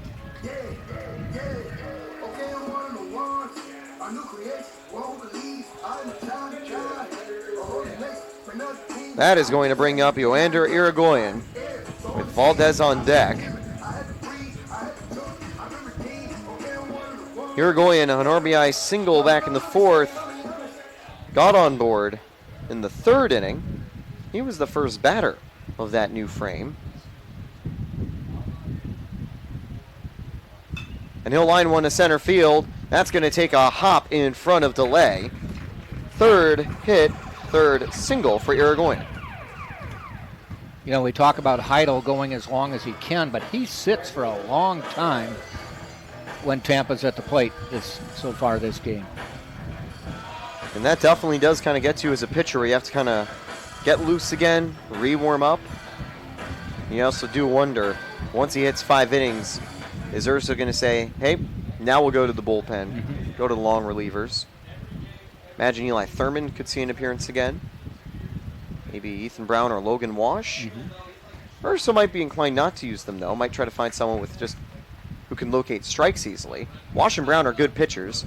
They just have a high walk rate, and when you're leading by this amount, you don't want to have 2 walks in an inning alongside 3 strikeouts. You'd rather give up a couple hits, but have them be on like the first pitch of the at bat, Second time Valdez has been plunked today. He's going to reach base. 2 on, 2 away, 1 away for Cole Russo.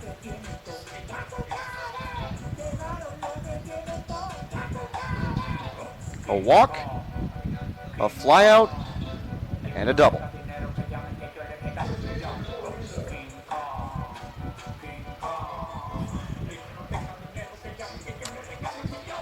And pinch runner coming in for Valdez. That'll be the first change for the Spartans. They'll bring on Lenny Ashby. Ashby was started on the bench because of the left-handed starter of Brady Davis. But now that there will be various players out of the bullpen for Albany State, including a change coming up right here, it looks like. This is the second time they're talking to Wright. Might as well bring in Ashby, and he could be the first of many changes for Tampa. Yeah, I would think so. So Tampa's extended their advantage. They have 1 out but 2 base runners. Wright was able to get the first out of the inning, but it'll be up to someone new when we come back on the Sunshine State Conference Digital Network Regional Baseball. Looks like Tampa's going to face Mississippi College later today.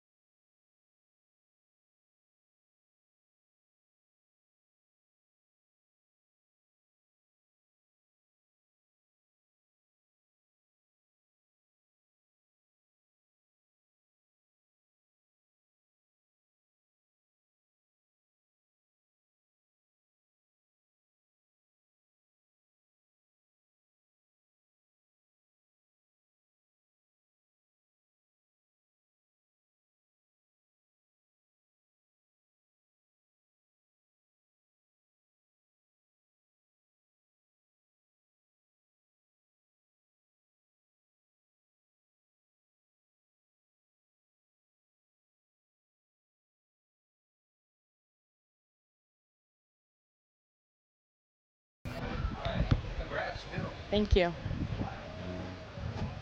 So here we go for a brand new batter and a brand new pitcher. Austin Lee enters the game. We'll have a little time to introduce Lee a little bit later, but it's fitting that it's going to be Cole Russo at the plate, unless Tampa are going to give him the rest of the day off with a pinch hitter. It's a lefty on the mound. Be kind of unfortunate timing because Alexa Russo is hopping on the broadcast to join us. Thanks for joining us, Alexa, and firstly, congratulations. Big comeback against Auburn Montgomery, punching your tickets to Chattanooga. Yeah, thank you. We're super excited to make history. It'll be our first visit there to the World Series, so we're excited to get the job done. Tampa softball, great regular season, just like the rest of our Tampa sports in the spring, from lacrosse to baseball. #1 seed entering regional play, and just like our lacrosse teams have been cruising through, I was able to cover the regional series last weekend. Pretty incredible stuff. I know one of the big moments came in the regional final against Barry, where there was game 1 loss after Barry made their way out of the elimination bracket, but the Spartans faithful came to give their support in game 7. The Tampa baseball team showed up. How was it for the players to kind of see the Tampa baseball team in the stands and cheering you guys on for that regional game 7? It was definitely super exciting to see all the guys there, especially the baseball players. Having Cole and the rest of his teammates there, he's become really good friends with my teammates, so having them there support as his fellow Spartans. And once they showed up, the energy kind of changed, and we kind of knew that we were going to win. We were extra confident with them behind us, so we were excited for the game and excited for them to be there. So 2 on, and unfortunately, Cole Russo has been replaced with a pinch hitter. It's the two-way man, Joe Stella. I say two-way man because Stella took the mound yesterday, also wearing Anthony Nunez's number 9, who was a two-way player for the Spartans last season, and that'll be 0-1. But 2 historic campaigns back-to-back for Tampa softball and Tampa baseball. That'll load the bases. Urso is going to hold Irigoyen up at third. We'll see if there's another pinch hitter coming up for Kevin Karstetter now, who has walked 3 times in a row. You know, Alexa, of course, it's been a great year for Tampa sports as a whole for baseball and softball. One of the big things for softball, though, was the 20-plus game win streak, and it had started on one of the craziest games of the season. Tampa trailing 5-0 against West Alabama, and then the bottom of the 7th, Tampa scored 6. How did that comeback kind of start? Was there just belief that the team could kind of make it happen, or did they just start to get base runners and say, hey, just might as well play to the final out?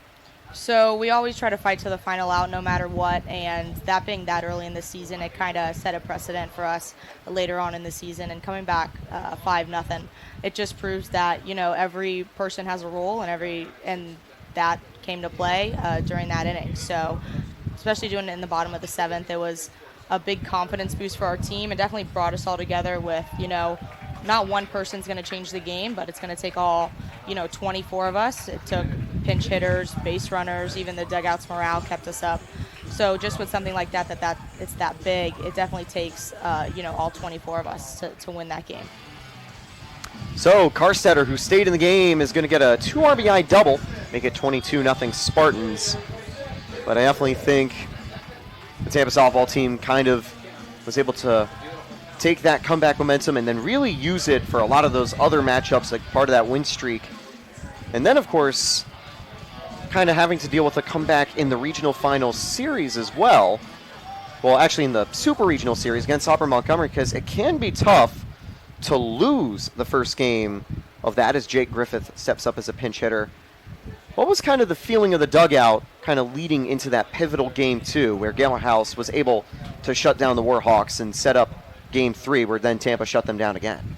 So we actually had a similar situation happen a couple weeks before against Eckerd where we lost the Friday night game, and we had a kumbaya after and restated our goals, and everybody came together, just a little reset, and then we came back and won 2, which set us up for hosting. So then the same thing happened against Auburn Montgomery, and we kind of felt like, okay, we've been here before, so we're prepared for this moment. And having someone like Mariah on the mound, she's so dominant, and we have so much confidence in her as well as all of our other pitchers. So when she comes in, she's got that look in her eyes. She's just ready to shut people down. We know that she's in control of the game. You take a look at Tampa baseball. They're known for their offense. They're known for their plate discipline. But at Namoli Family Stadium for softball, it's all about the defense. Not only is there incredible fielders across the board, you have players like Gale House with just a ludicrous ERA. I mean, even though we've got a very home run unfriendly park, which I'm sure has robbed you of at least a dozen long balls across your career, it's still very impressive when you can see Spartan starters just putting up a 1.0 ERA. That's like the normal. That's the team ERA. They average 1 run per game. And Gale House, who's putting up the second best ERA in program history. I mean, how much confidence does that give you as an offense, even though it's difficult to send the ball over the wall? Will that drop as a blooper? Yes, it will. It's going to extend Tampa's lead again. But how much confidence when you see Gale House, you see McGinnis, you see DeSimone, you even see Winters out there giving you clean innings back-to-back? Does it give you really extra motivation to succeed at the plate? Absolutely. We know how hard they work out there, and they're shutting them down in the circle as well as our defense, because we have a young up the middle, some young players up the middle. So having the experience that they have and that we have in the corners and in the outfield when they come, we know how hard they're working out there. So we want to put some runs on the board, which we have done really well this far this season. So just to back them up, and once you have some runs on the board as a pitcher, then you're a little more relaxed when you go out there, and then you can just do your thing. Life definitely gets easier, and you definitely don't need a 23-run lead to feel comfortable with an advantage on the mound. Maybe make it 24. Deep fly ball by Saladino. Delay has tracked it down. It's going to fall in the glove of Addison, and that is a sac fly for the second out of the inning, unless they were late to update the scoreboard.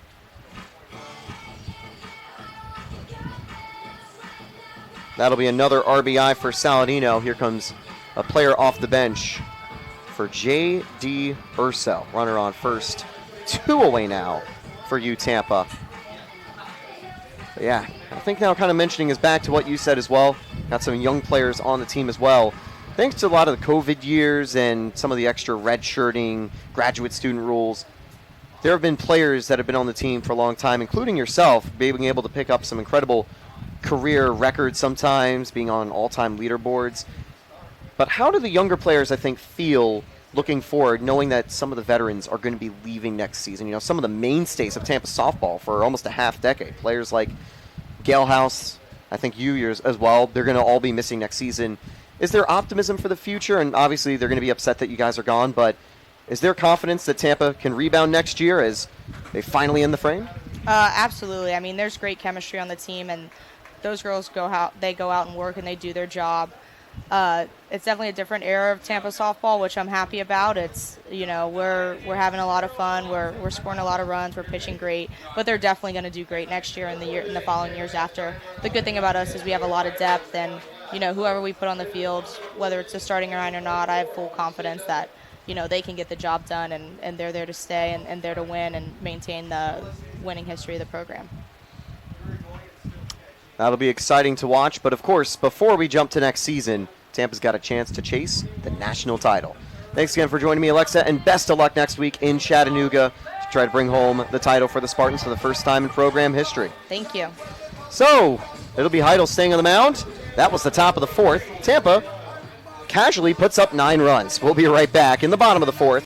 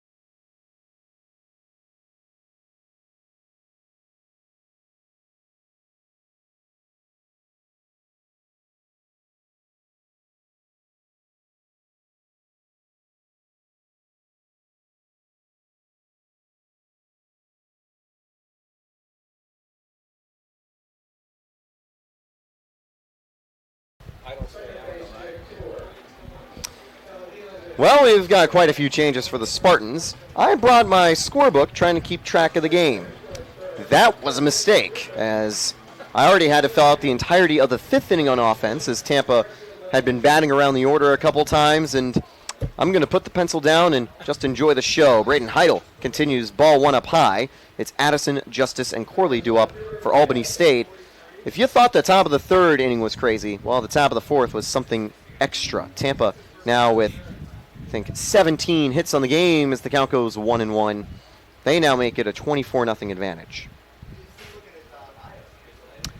Definitely want to give a thank you again to Alexa Russo for hopping on the air as well. Unfortunate timing, though. Cole was pinch hit the moment Alexa stepped up. But really great bonds for all the Tampa teams as a whole. They always come to support each other for the stand as one games, and I mentioned during the previous inning, Tampa's baseball team stopped by the Nemoli Family Stadium after their final regular season game against St. Leo to cheer on Tampa in regional play. And the good luck charm, I think, helped out the Spartans. Abby Solt hit one of the home runs of the year for you, Tampa, clearing the fences to make it 4-0 against Barry, giving Tampa a regional Game 7 win. Alongside thunderous applause and cheers from Tampa's baseball team alongside it. And now, after an excellent come-from-behind series win, it's Auburn-Montgomery eliminated and Tampa headed to Chattanooga for national championship play next weekend. 1 strike, 1 away. This is flown to right field. Ashby tracking back. 2 away. 2 quick outs for Heidel. And actually, it is Lyle. Yes, I'm Lyle. going to tell you that. And Lyle now pitching. It's a debut for the Spartan left-hander, or right-hander. Yeah, had not featured at all in the regular season, and this isn't a Joe Stella first baseman takes the mound type of deal. Corey Lyle is a right-handed sophomore who is either dealing with injuries or being redshirted this season, as the count goes 0-1, fastball right down the middle. He's been part of the JV team for a little bit, and this isn't actually his collegiate debut for the Spartans, but it is his 2025 debut. From Mantua, New Jersey. A couple other changes. I don't know if you got all of them. Stella is at first, Turer is at second. Carstetter, Saladino still third and short, but Griffith, King, Ashby, the outfield now. And Ball missing down low, 1-2. Pretty sure Heidel will still be in line for the win, only going 4 innings. Yeah. If you go 4 innings, I think it's up to the scorer saying, did you do enough to secure the W? Yes. Actually, no, I've got some bad news. Heidel isn't in line for the win. He completed 3 innings. Oh, he only pitched 3, yeah. But he did strike out 4, gave up just 2 base runners. And he will be healthy, I think, if they want him out of the bullpen later today. Maybe they even give him the start. Maybe he could act as an opener for Skylar Gonzalez. Gonzalez, I think, would also definitely see some action against Mississippi College today. I think he was going to be lined up as the probable starter, but with how Heidel's been throwing, why not give him another chance if he's up to it? 1-2 coming up for Lyle, who has replaced Heidel. Swing and a miss. He goes 1-2-3 through Albany State, and not a lot of rest from the bullpen for the Rams. Quickly headed back out there is Lee, who entered out of the bullpen to get out of the previous inning.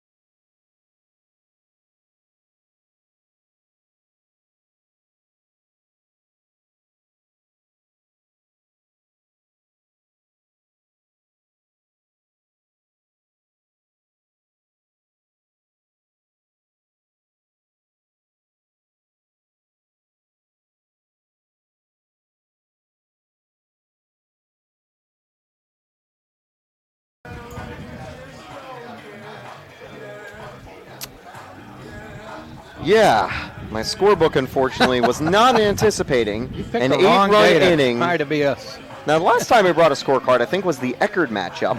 So maybe it's actually a good luck charm for the Spartans. Well, that's true. Either way, it's a 24-0 Tampa lead. It just tested your ability to keep a clean-looking scorebook. I managed to last a few innings. I will try to keep up for the Golden Rams side of the ball and try to keep track of pitchers. I have been able to keep track that on the mound right now is the number 33, Austin Lee. Has a 5.93 ERA and had limited damage against him in the previous frame. He's done a good job of not giving up any walks, which is something that has been affecting the Golden Rams today. They've surrendered 8 to the Spartans.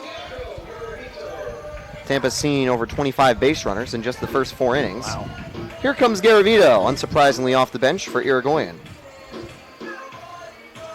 Actually, he'll replace Woodburn in the lineup. Okay. There's Maddox DH. King as well, and Jake Turr previously. Mississippi College players are streaming into the ballpark. They probably were more than aware of what was going on while they were not here. Not that would change their attitude one way or the other. Definitely not. Still have a mission at hand. Their goal, eliminate Tampa, advance to the Super Regional. If anything, they might be saying, feel free to score as many as you want in this game. Yeah, tire yourselves out. Yeah. Tampa has already brought in, I think, a starting 9 of reserves, though. Spartans will take on the Choctaw at 5 p.m. Eastern if we can finish up by then. If Tampa's offense has a couple of quicker innings, we'll probably be ready to go. Won't be delayed. It's about to be 3 p.m. at the field. Obviously, when you score quite a few runs, the game tends to slow down. What was good, I was able to have kind of a full interview for Alexa Russo then. Nice. Thanks to it, which was good. And it'll be the NCAA streaming services that cover the softball national championships. Skippy was on the call for the final U-Tampa softball game at home for 2025. If Tampa escapes to the Super Regional this weekend, we'll have a little more action here at U-Tampa, but this could be the final weekend of broadcasts this season for the Spartans, as I also think semifinals and finals for lacrosse are going to be at alternate sites too. One away, catch made in right field.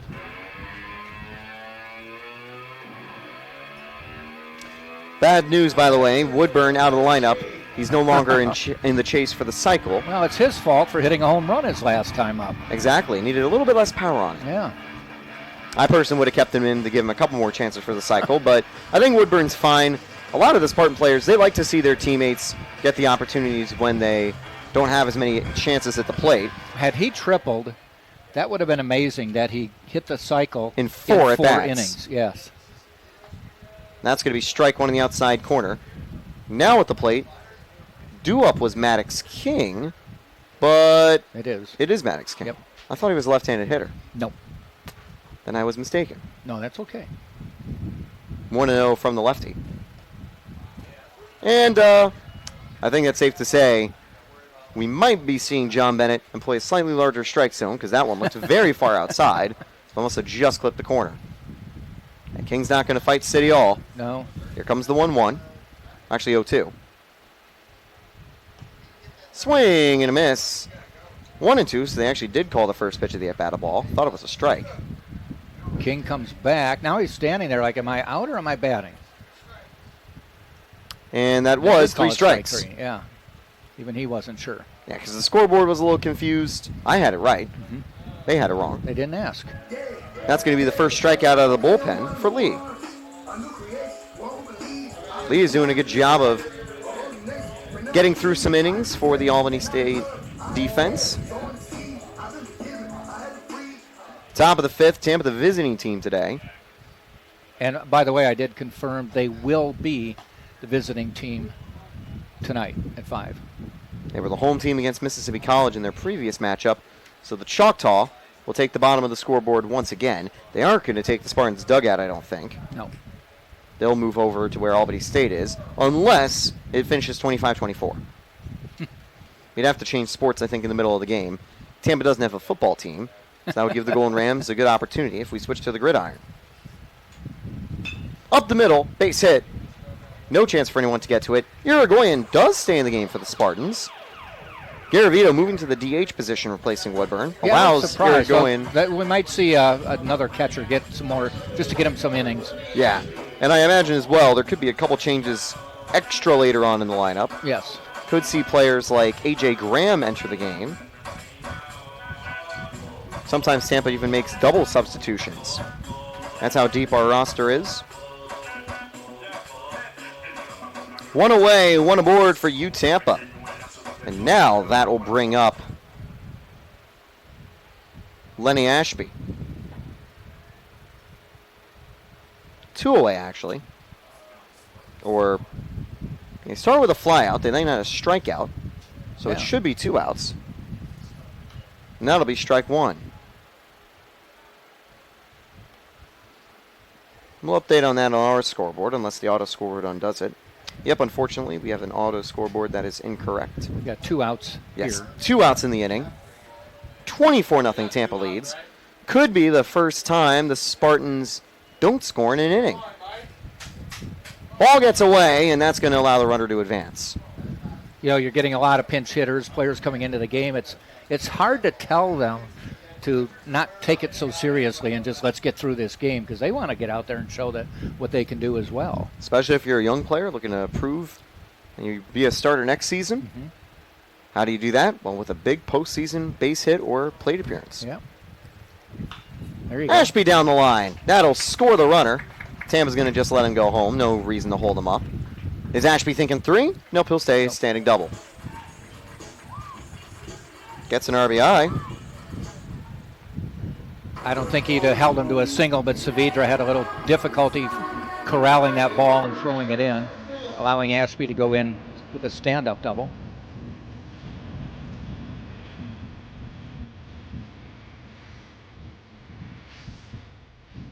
Ashby was a pinch runner for Valdez. That was his first plate appearance. Even though he actually did score as a runner earlier, he could come home a second time. Joe Stella back at the plate for the Spartans. And it looks like Jake Griffith's on deck. Yes, Griffith had an at-bat previously. They still show Karstetter. Oh, he's leading off. Karstetter just hasn't come out. It just hasn't come out into the on-deck circle yet. Yeah. I think he was getting ready to take the field, but has to put on his batting gear. That would be awkward for him to have to take it back off.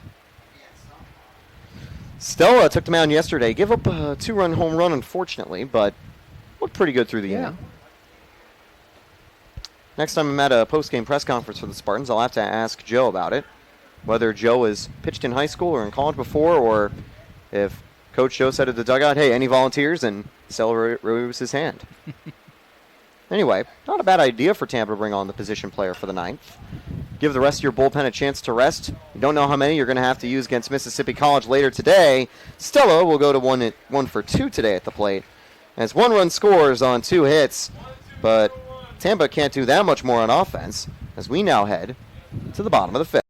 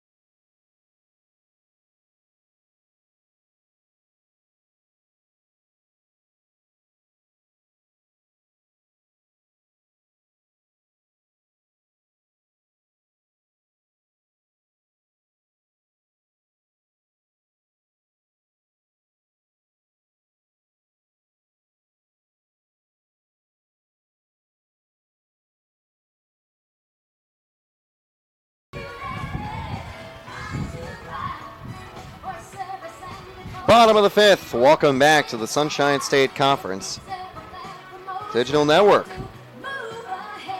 Taylor Storley and Jack Ike alongside Skippy giving you the action.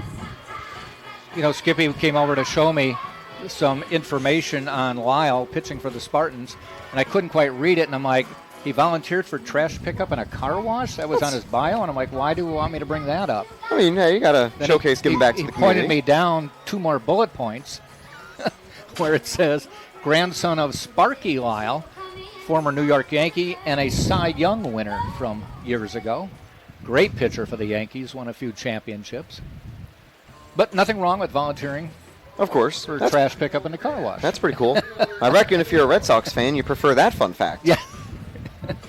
Don't know how Rays fans would feel. There's not a huge rivalry between the Rays and Yankees, but no, I don't think the Rays were around when they didn't exist when Sparky Lyle was pitching. Yeah.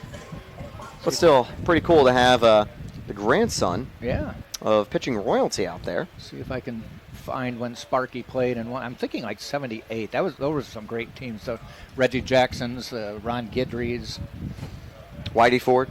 No, that was the 60s. Ah, okay, so a little bit earlier. Whitey Ford was Mickey Mantle, Yogi Berra. Right, and Roger Maris. I know they all run together at some point. And most of those veteran teams, kind of hard to distinguish. They were good. They won rings. Yeah. 26 for the Yankees. Yankee teams, yes. And speaking of 26, Tampa's 1 run away from hitting that total. They're 2 runs away from scoring the same amount they did against the Tritons in their largest win of the regular season.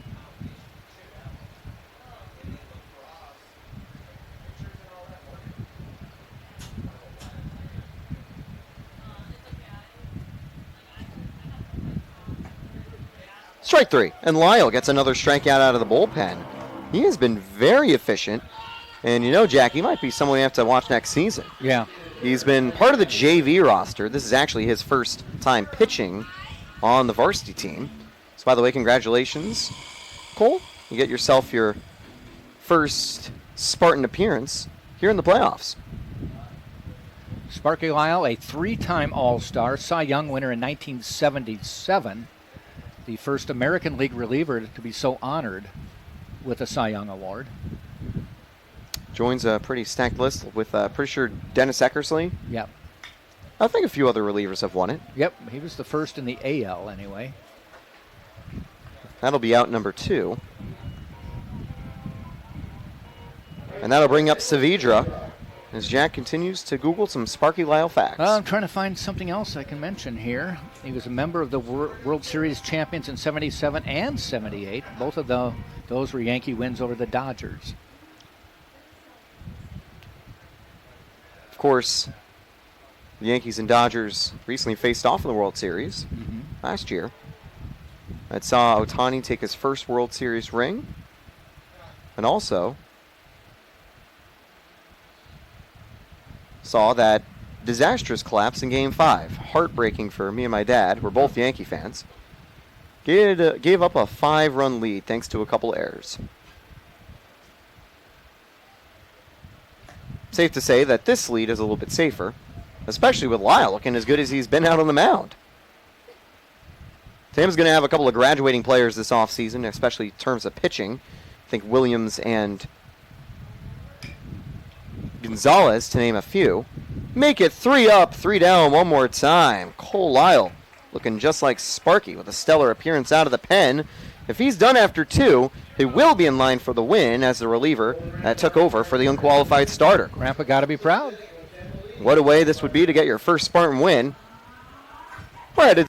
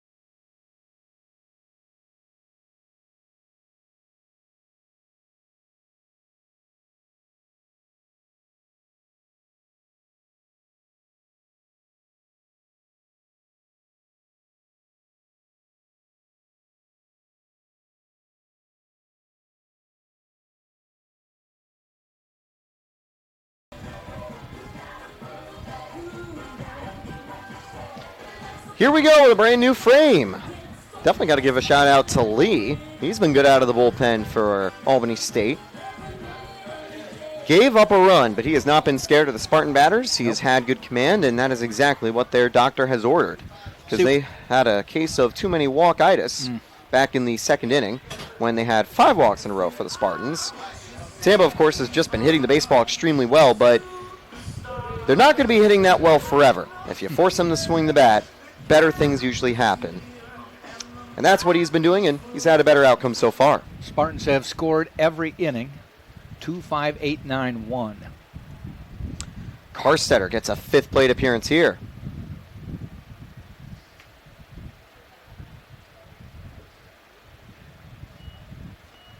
That'll be ball 1. 3 walks and a double for Carstetter.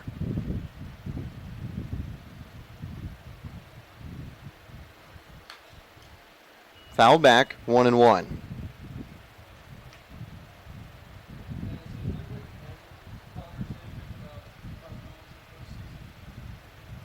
But a great day for Carstetter.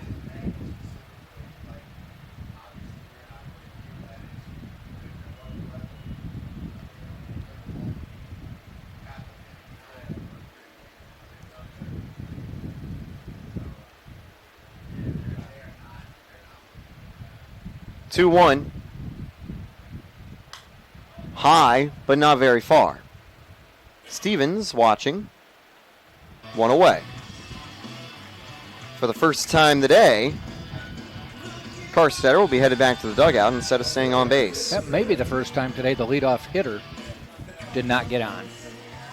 I believe it is. That is not true. Not Ashby didn't get on to start the second. And in the third, Ashby wasn't in the second, though.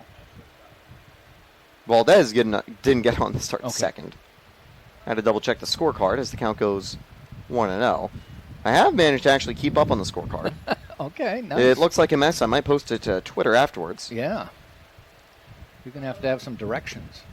Yeah, I'll probably ask, hey, any tips for when a team decides to put up 20 for fun in a postseason game? It's not the first time the Spartans have done it.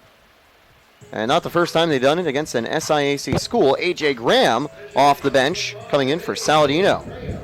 2 away, quick play there by the first baseman.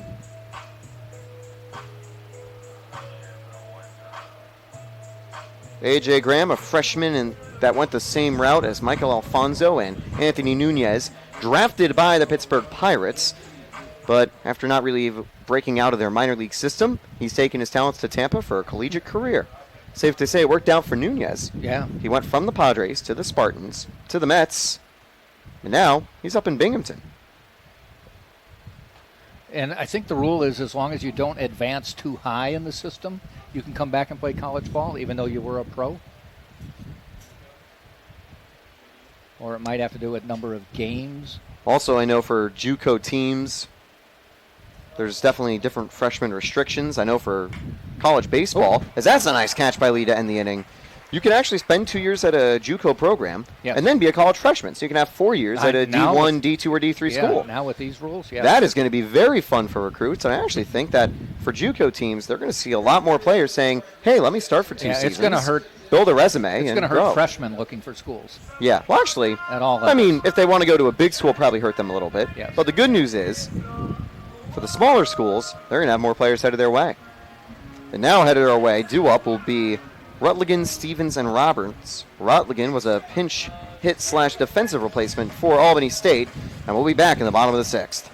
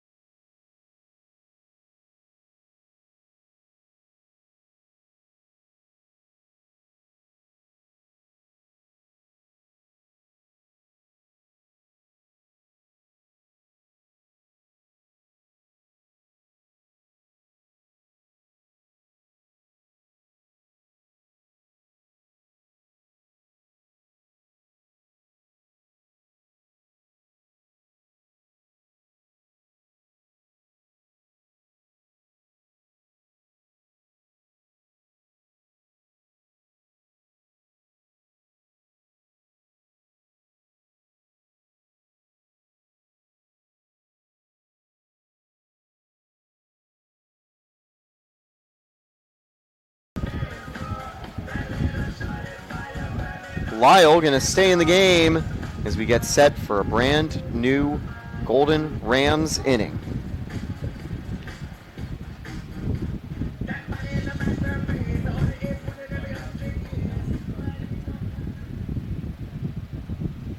It's been a great day for the Spartans, and they are looking to punch their ticket for a 5 p.m. matchup against Mississippi College here at the house that Joe Urso built.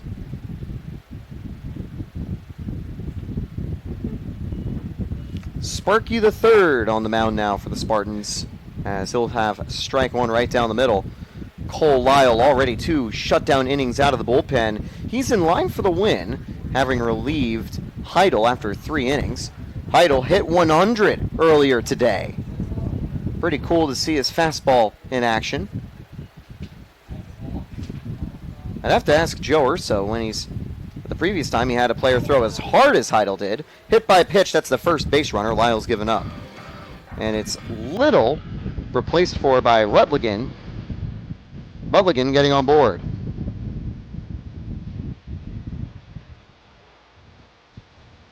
Here comes Emery Stevens to the plate. First base runner the Golden Rams have had since the 3rd inning.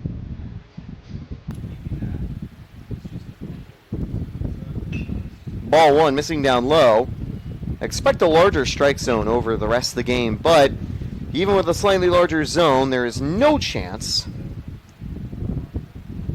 that was going to be a strike. Down the line and foul, you hear the hitting cages being used by Mississippi College. They're getting their warm-ups in. You might hear a couple of baseballs getting hit alongside. Hopefully it won't be too distracting for the players on the field. You could easily imagine an outfielder kind of roaming around, getting set, and then hearing the crack of a bat and going, oh, did the ball get hit? Not yet.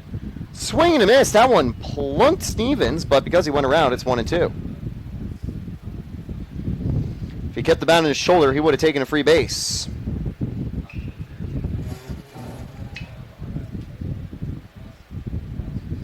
A beautiful day at the University of Tampa baseball campus. The 3 days we've had action, the weather has been nice. Hot, but nice. Strikeout number 3 for Cole Lyle. That'll bring up Austin Roberts. 104 real feel right now at UTampa, 92 degrees, got 52% humidity. If we didn't have the fans here in the booth, we would be struggling. Hopefully the players down on the field aren't doing too bad. I know for the Spartan players, they've been able to spend a lot of time in the dugout thanks to being on offense quite a bit. The Gold Rams have not been as lucky. But they've had 2 2/3 of solid work from Lee out of the bullpen. 2 1/3 so far for the Spartans and Lyle as the count goes 2-0.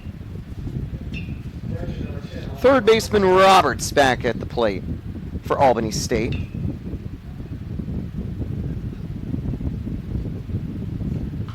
High fly ball. Carsetter tracking, makes the catch, 2 away. That'll hold Luke Addison back to the plate for Albany State.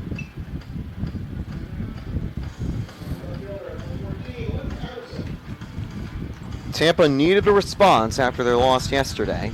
Defensively, they have gotten it.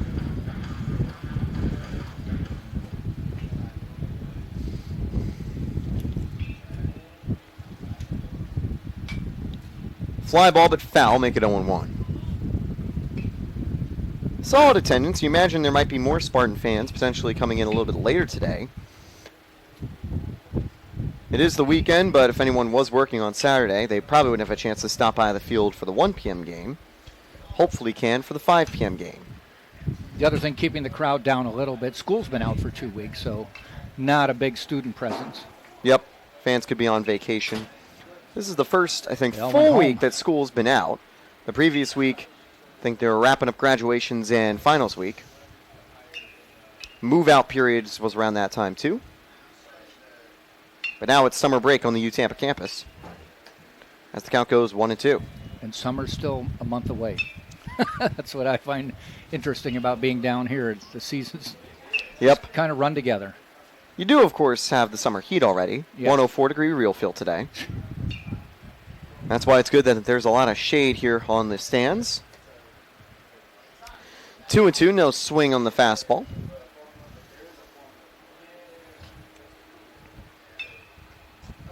By the way, Irigoyen's playing first base, Stella at the catcher position. So they did make a change behind the plate. And that's going to be driven to left field by Addison. That's got a chance. Gone. 2-run shot. Albany State are on the board. Number 13 of the year for Luke Addison. Sad news for Lyle. That was his first hit given up as a Spartan.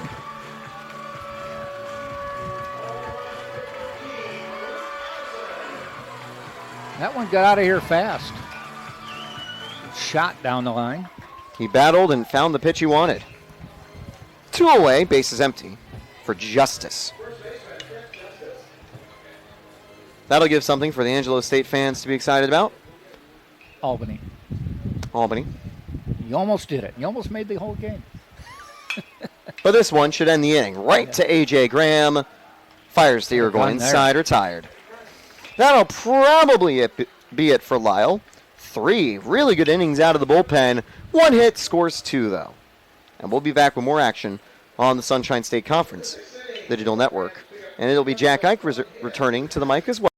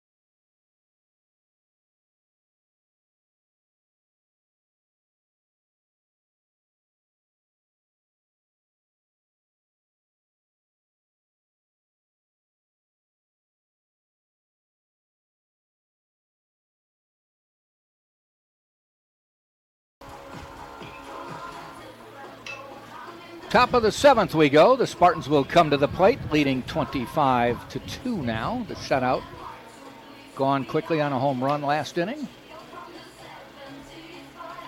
Leading off for Tampa will be Jake Turr, followed by Garavito and then Maddox King. Taking a look through the lineup here, Irigoyen and Karstedt are the only two who started this game still in the lineup.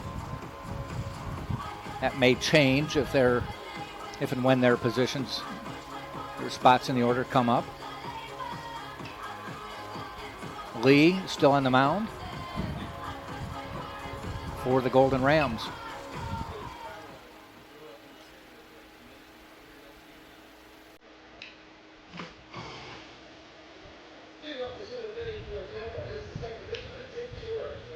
Schur now playing second base. This will be his 14th game played. He's had 16 at-bats this year, 8 hits, so he's productive when he gets the chance. 500 batting average. First pitch he sees is a called strike.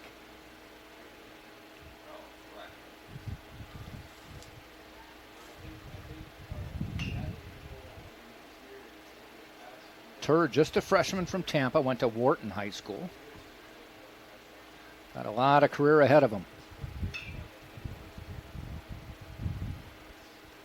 And he hits that one up in the air. It's maybe drifting foul. It is, heading over that way and making the catch nicely is Cooper. All right, Justice, I should say.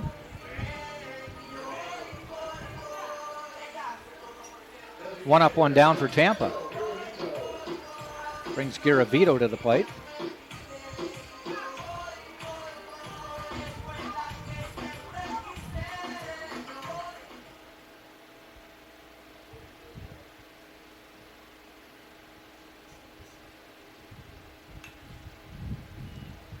Lee now 3 innings pitched, 5 hits, 3 runs, all earned.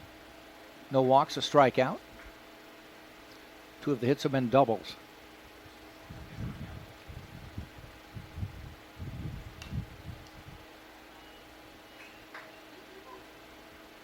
Garavito fouls off the first pitch.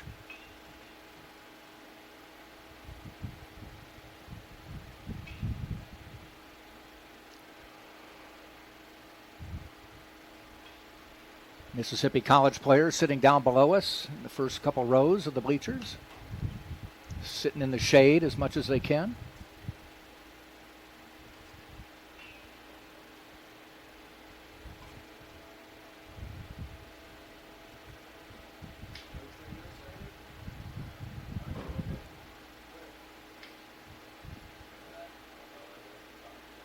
Lee with a long look. In the dirt. And they said he went around, even though it was in the dirt. Tagged him out on the drop third strike. Brings Maddox King to the plate then.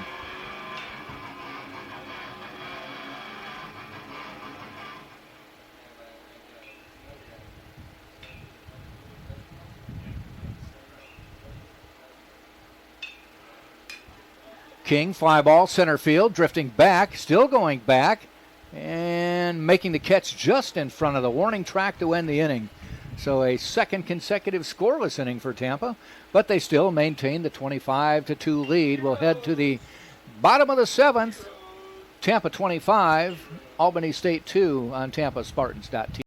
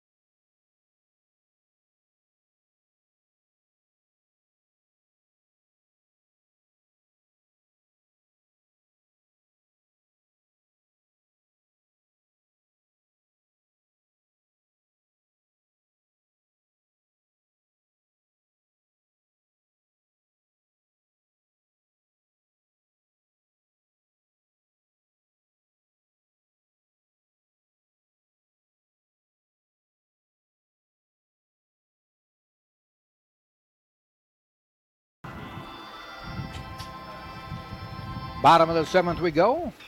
Lyle still on the mound for Tampa. Pitched 3 innings to this point, giving up just 1 hit. A couple runs came in on a home run. No walks, 3 strikeouts. And he will face Corley, DeLay, and Haygood.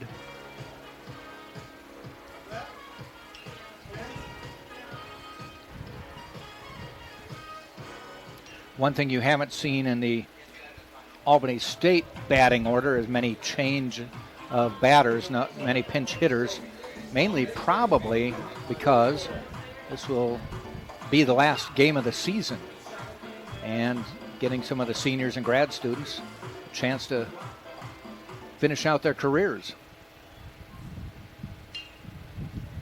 First pitch from Lyle. Swing and a miss.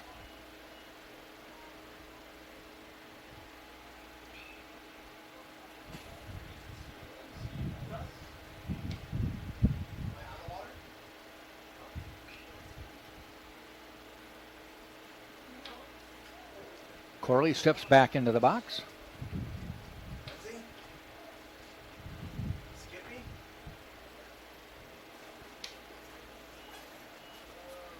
One ball, one strike.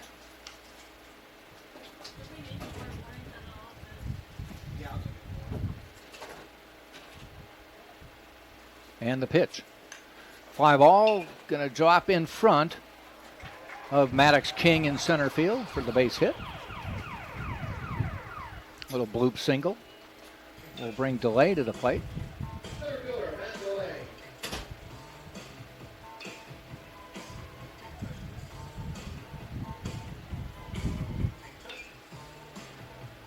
We'll see how far the Spartans go with Lyle on the mound. He's into his 4th inning already. First appearance on the varsity for Tampa.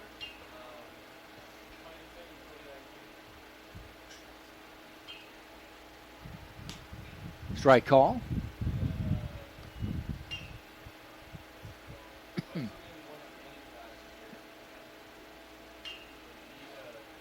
Spartans put up 27 runs against Eckerd earlier this year, 27-1 game. There's a shot over the mitt of Karstetter going down into the corner. It's going to be so sharply hit, though, that it will hold DeLay to a single. Runners at first and second now. Actually, it was more because Corley wasn't able to go to third since it was down the left field line. Brings Haygood to the plate now. He's got runners at first and second. Nobody out.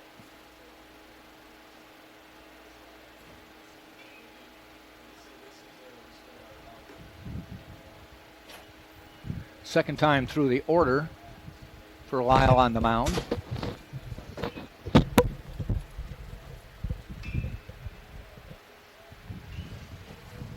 And the pitch. Ball outside.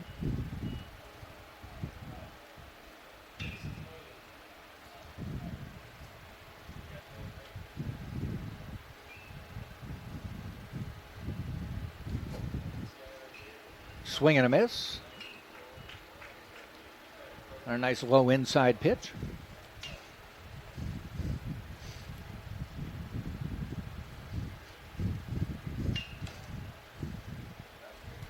Two one from Lyle. Inside 3-1.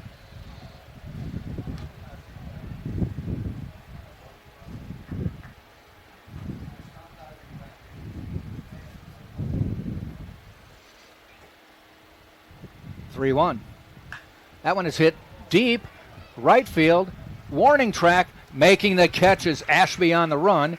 Runner on second. Corley will go to third. So now runners on the corners with one out. By the way, Jack was able to get some info about Lyle from some of the guys keeping track of velo. Okay. Doesn't throw particularly hard, only about the mid-80s, but he doesn't throw a fastball. He's a sinker and cutter pitcher, kind of like Corbin Burns and other starters that like to go with movement rather than velo. You know, if you don't carry a big punch, might as well add some spin to it, and it's been effective so far. Yeah. His sinker about mid-80s, cutter kind of low to mid-80s. Okay. And he's also made up for it with very good command. No walks out of the bullpen. Right. One out, runners on the corners. Bottom of the 7th.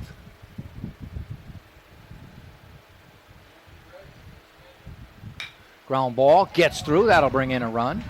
Runners at first and second with one out. And now a 25-3 game.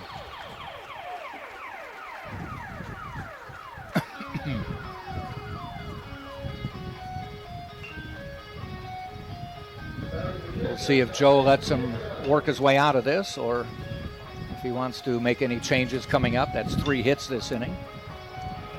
All just singles that just got through.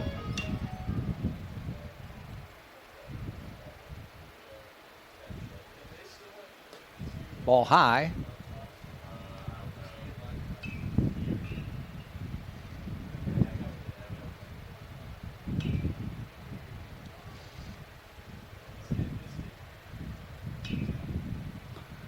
That's a call strike on the corner.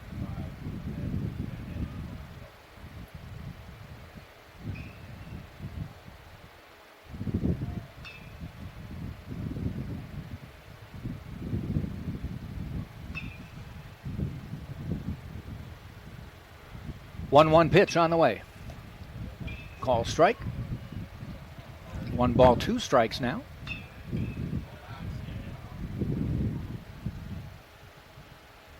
This is a pinch hitter, I should mention, Rutigliano coming in. He came in as a defensive replacement, got hit by a pitch in his first at-bat against Lyle. And he later scored. He was the first base runner to come home for Albany State.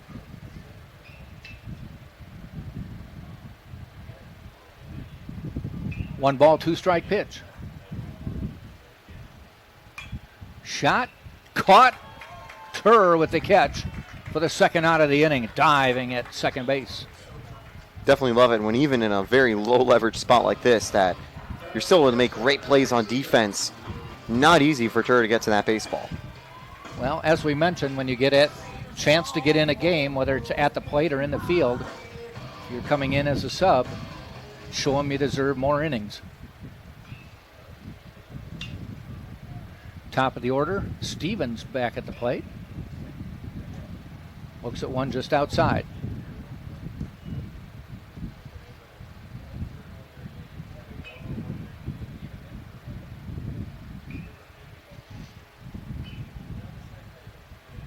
One-0. Swing and a miss.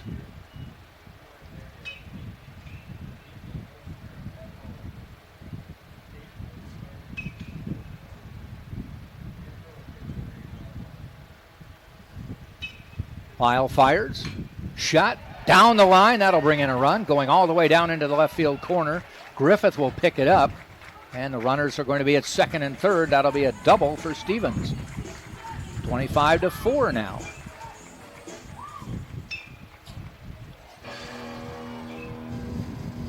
Very good 2-out hitting here from Albany State.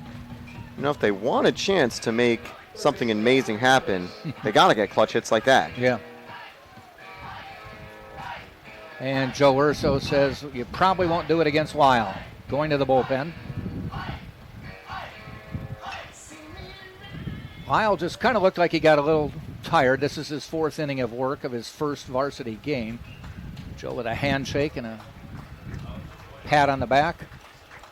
I think it looks like maybe Carson Queso coming in again.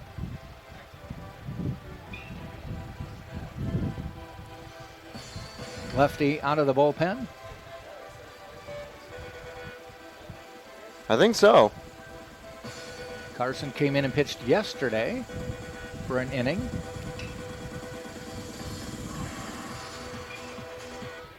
Spartans just want to get through this inning and then the 8th and 9th. Get ready to play again.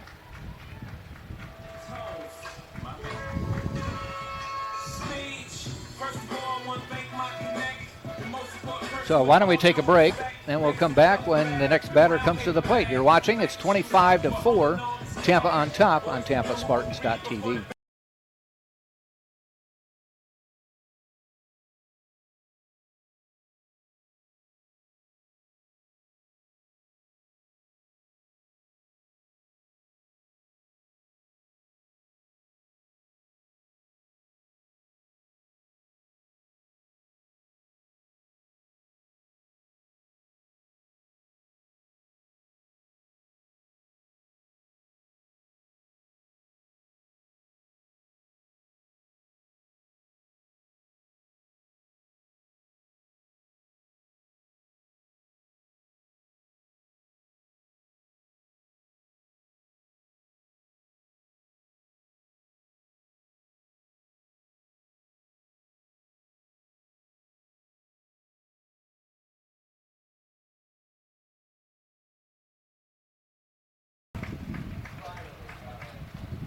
So Queso is warmed up. He comes in. This is his 7th appearance of the season. ERA of 6, 6 innings pitched, 5 hits, all earned. Walked 4, struck out 4. First batter he faces, steps in, and it is Roberts with runners at second and third, ball 1, and strike 1. Queso dealt with injuries throughout his early Spartans career, but good to see him back active on the mound here in 24 and 25. Shot out into left field to end the inning. Griffiths makes the catch, and we'll head to the 8th. They gave up 2. It's now 25-4, and we'll be back on TampaSpartans.tv.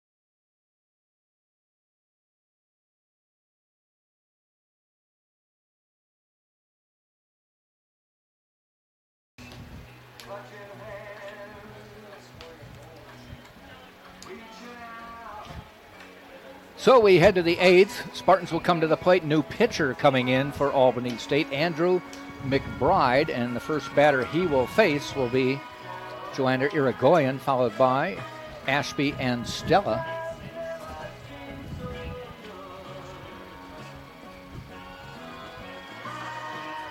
Irigoyen and Karstetter, the 2 remaining starters in the lineup,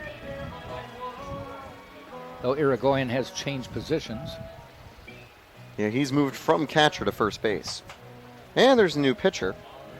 Now on the mound for Albany State, they're going to bring on Andrew McBride. I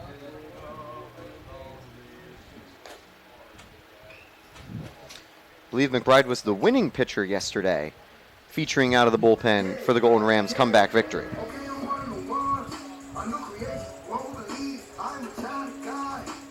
So Irigoyen will step in, righty to righty.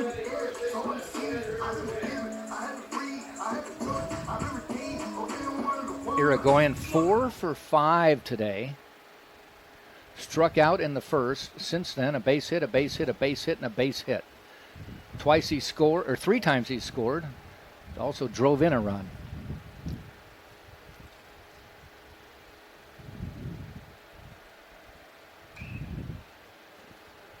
And he batted in the first, third, fourth, and fifth.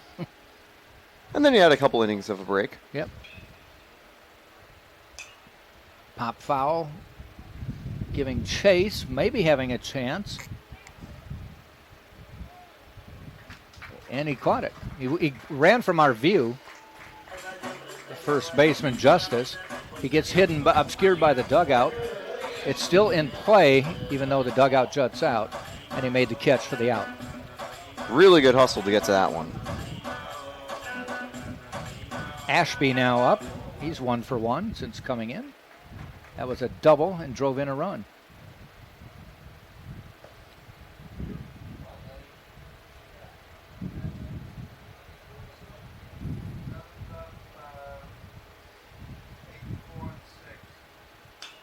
Down the line, foul by about 8 feet.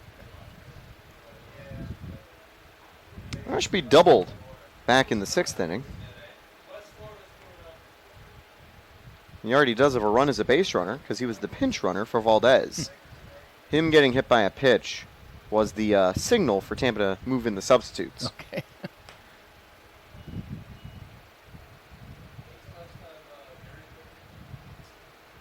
This game was pretty much over quickly when the Spartans got 2 in the first, 5 in the second, 8 in the third. That made it 15-0. There's a slapper toward third. Quick throw in time to get Ashby 2 down. But then just to accentuate or punctuate what was going on, they scored 9 in the fourth. So it was 24-0 after 4. Spartans have added 1 since then. Joe Stella now to the plate.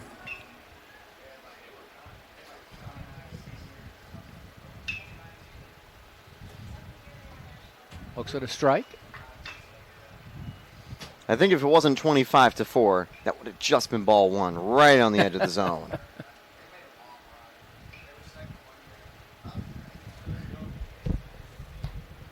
And, we got to give a lot of credit to these umpires. 4 on the bases or 4 on the field. They don't get to go in the dugouts between innings. They are in blazing sun all day. And they're wearing the dark uniforms for game 1 as well. Yeah, wearing black shirts, gray pants. They are not very heat conducive, I'll say that. Yeah. Or they are conductive, a.k.a. they're going to be hotter. Fly ball center field going back, still going back, near the wall, making a running catch on the warning track to end the inning. So Spartans go down, 3 up, 3 down, though a long fly ball to end it. We now head to the bottom of the 8th, 25-4, Tampa still on top right here on the Sunshine.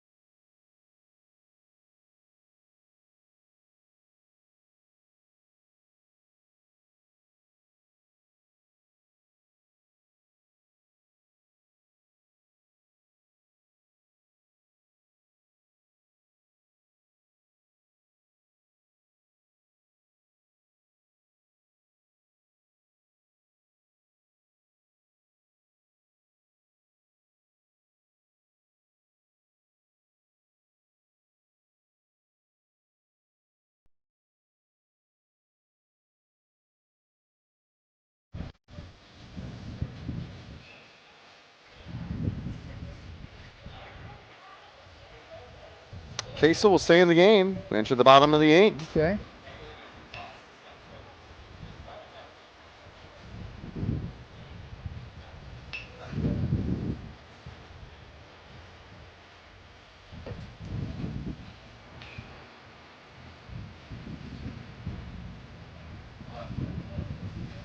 Was it last year or 2 seasons ago? Queso had his arm in a sling for most of the year.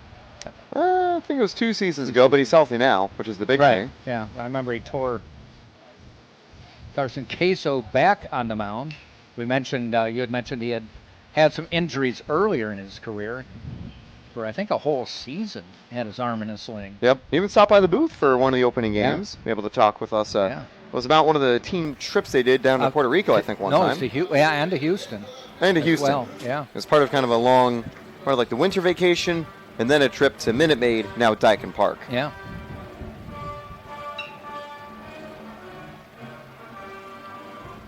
Leading off will be Addison here in the 8th. Queso fires. Strike on the corner.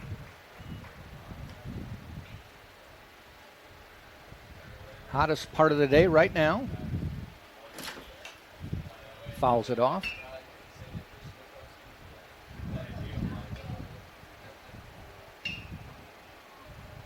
.92 now. That's what they said the high would be today. Ball inside. 1-2. See if it gets cooler from here. Probably not noticeably. Most likely. Down the line. Will still feel about as hot.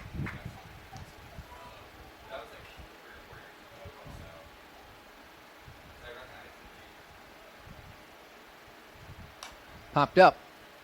Out of play.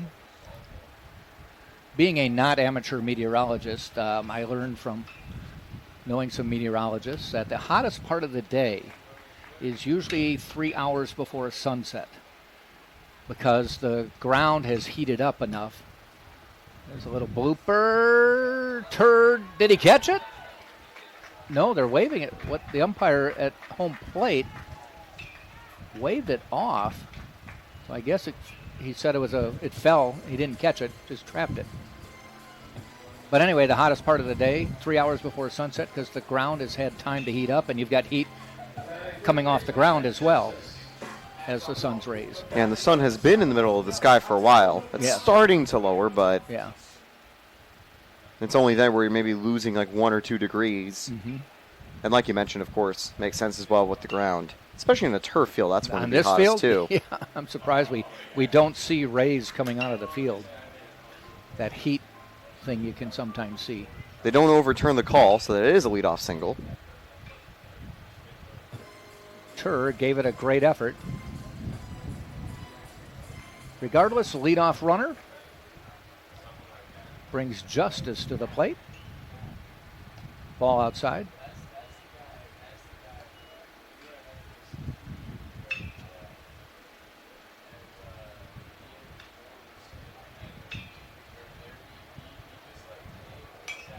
It popped up. They may have a play. Irigoyen giving chase, and it falls down by the Albany State bullpen. And it's just a strike.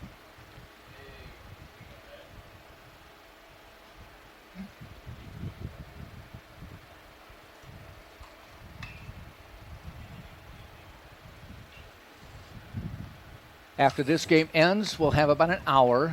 Most of the Spartans are hightail it back into the Martinez Center, cool off as much as they can. Probably change uniforms. Ground ball to Graham, shovels it to Tur, back to first. Irigoyen, double play, 2 down.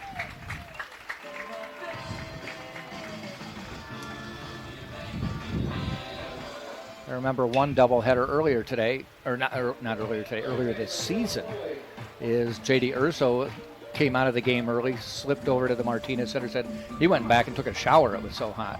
I wouldn't be surprised if some of the players do that. They may have already left. Some of that left the lineup, yeah. The good news for Albany State, at least, if their season comes to an end, they get to escape the heat. Yeah. Ground ball, Karstetter throws, inning over, we'll head to the 9th. Nothing across there. We go to the top of the 9th. Tampa on top, 25-4. We'll be right back on TampaSpartans.tv.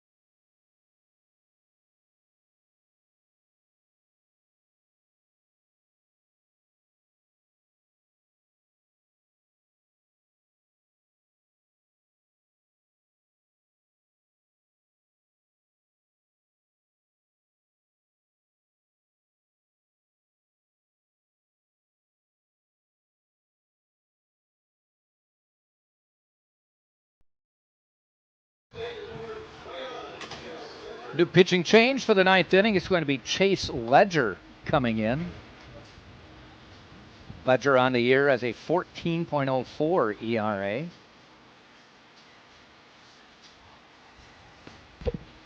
And let's see what else we can give you on him. 0-1 on the season.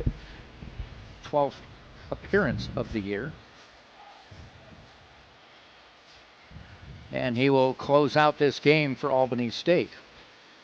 Karstetter will lead off for Tampa. 9-1-2.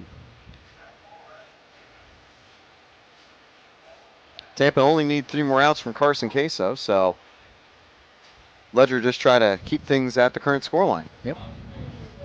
Probably just another chance to get an appearance.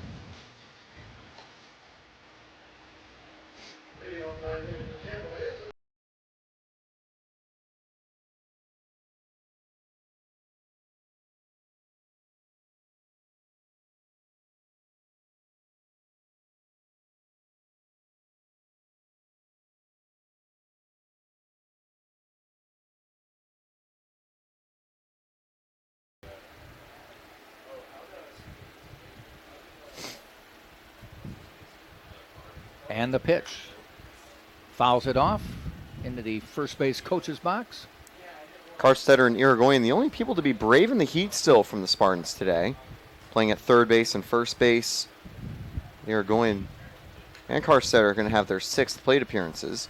Irigoyen already did. Carstetter, 1 for 2 with 3 walks.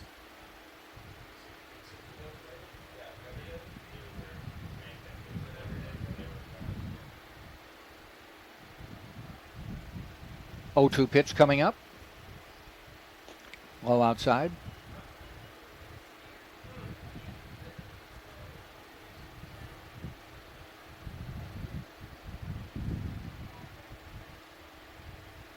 One, two. 2-2 now.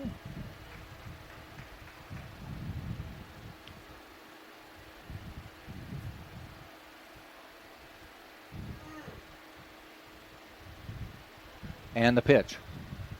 Foul back, stays 2-2.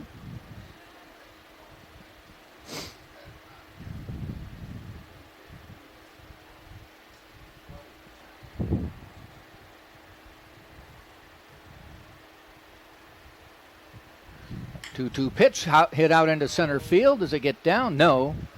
Into the glove of Delay for the first out. Tampa hasn't needed it, but they haven't had a base runner since the 5th inning.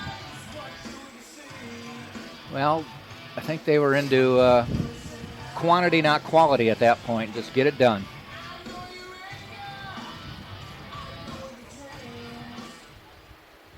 You also lose a little of that adrenaline rush and that motivation.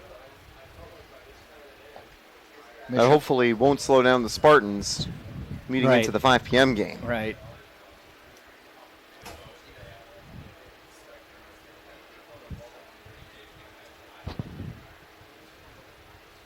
Ball outside.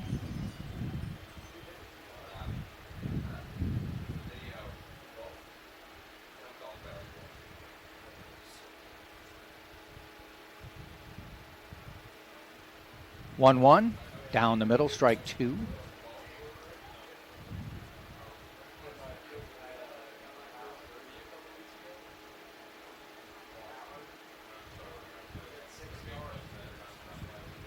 One-two pitch.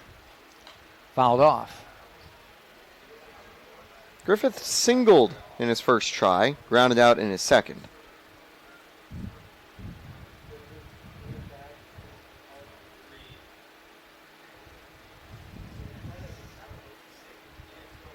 And the pitch.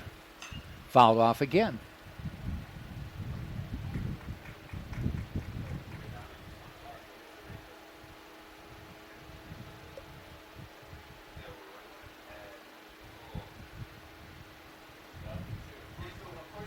Griffith stays there, waits for the 1-2. Ground ball up the middle, goes through. That'll be a base hit, a 2-for-3 day for Jake. A.J. Graham now coming to the plate. Graham helped turn a double play in the previous frame. Yeah. Would love to get aboard here.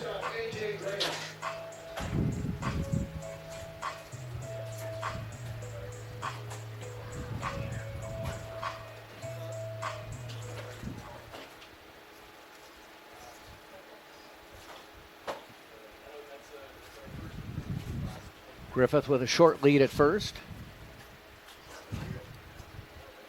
Graham off speed pitch. He's a little ahead of it. Swing and a miss.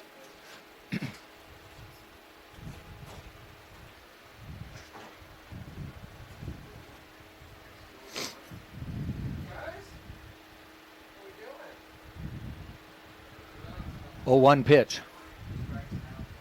In the dirt.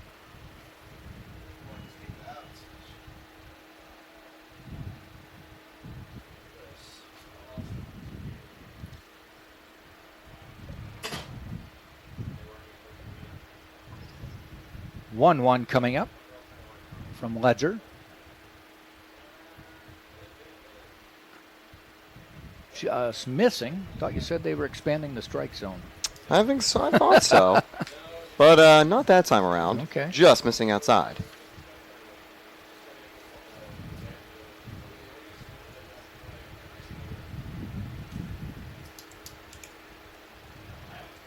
So who do we think will get the win in this game? Oh, it's going to be Lyle if Okay. Tampa holds on to the 21-run lead. Okay, so Lyle will go 1-0. Yep. His first Spartan debut. His Heidel first pitched Spartan win. very well. Yeah, but unfortunately 3 innings, unqualified for the win. Yeah. He was almost perfect. Just 1 hit, 1 walk allowed. And he got 4 strikeouts.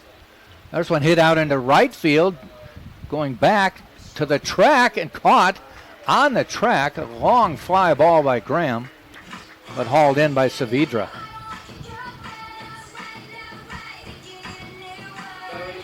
I think one of the things that hurt Heidel from getting beyond the third is all the time he waited between innings.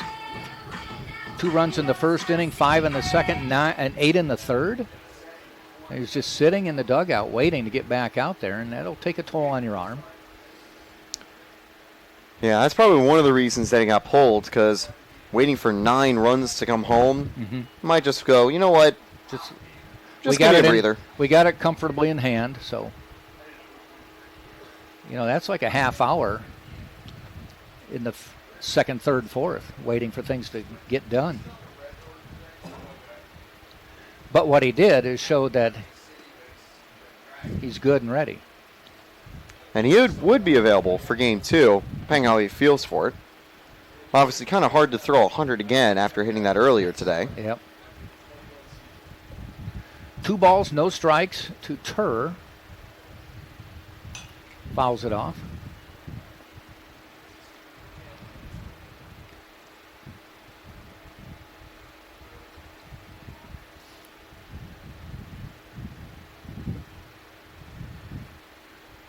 A look in by Ledger. Griffith at first. And the pitch. Low in the dirt. 3-1 count now.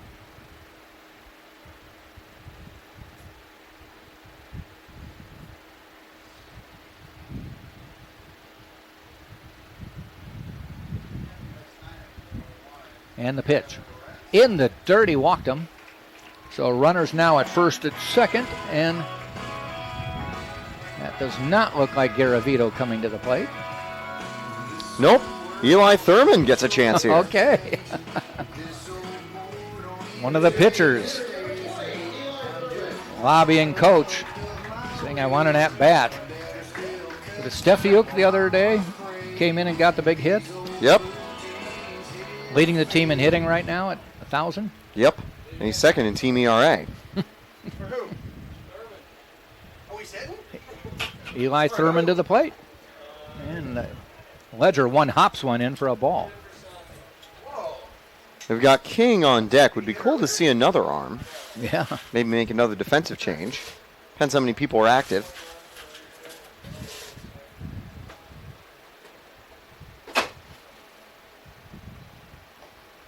Strike call.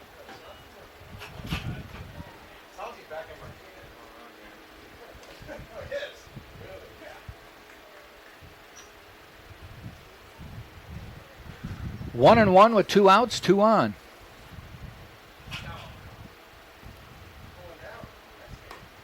Strike call. 1 ball, 2 strikes now. Thurman's been patient. Wonder if he's asking Rutligan to throw a fastball. Stefiuk told me that. He asked the catcher to throw him a fastball, and he told the pitcher he would. He got the fastball, just went high. Yeah.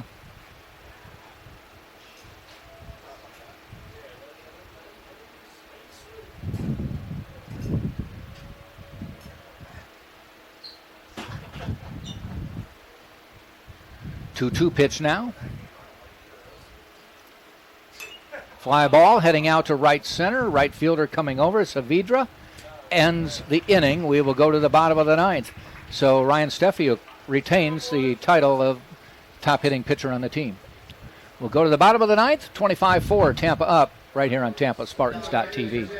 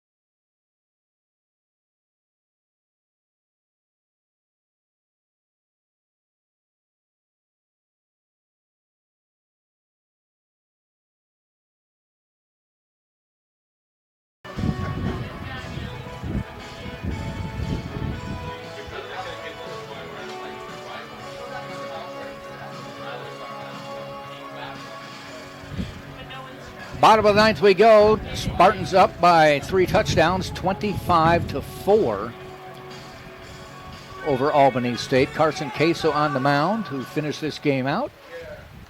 This is his 3rd inning in relief, though he has 1.1 innings under his belt right now. He pitched in the 7th, got an out. Pitched in the 8th, got 3 outs, and now here he is in the 9th. Delay will lead off.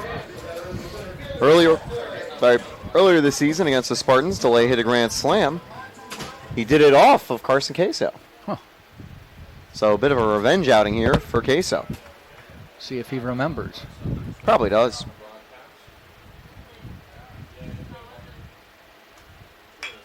Ground ball to Graham. Couple hops. Nice arm across. 2 outs to go. Pinch hitter for Haygood. Lefty-lefty matchup looming. They're going to go to the number 30 off the bench, Perry Usher.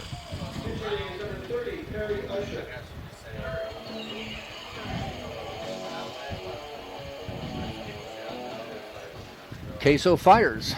Ball outside.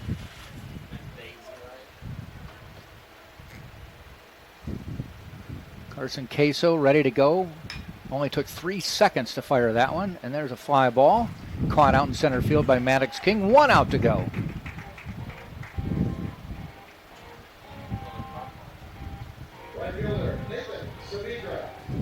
Saavedra, potentially last batter for Albany State. Albany State will finish the season 31-22, but not quite yet, as Saavedra gets a base hit.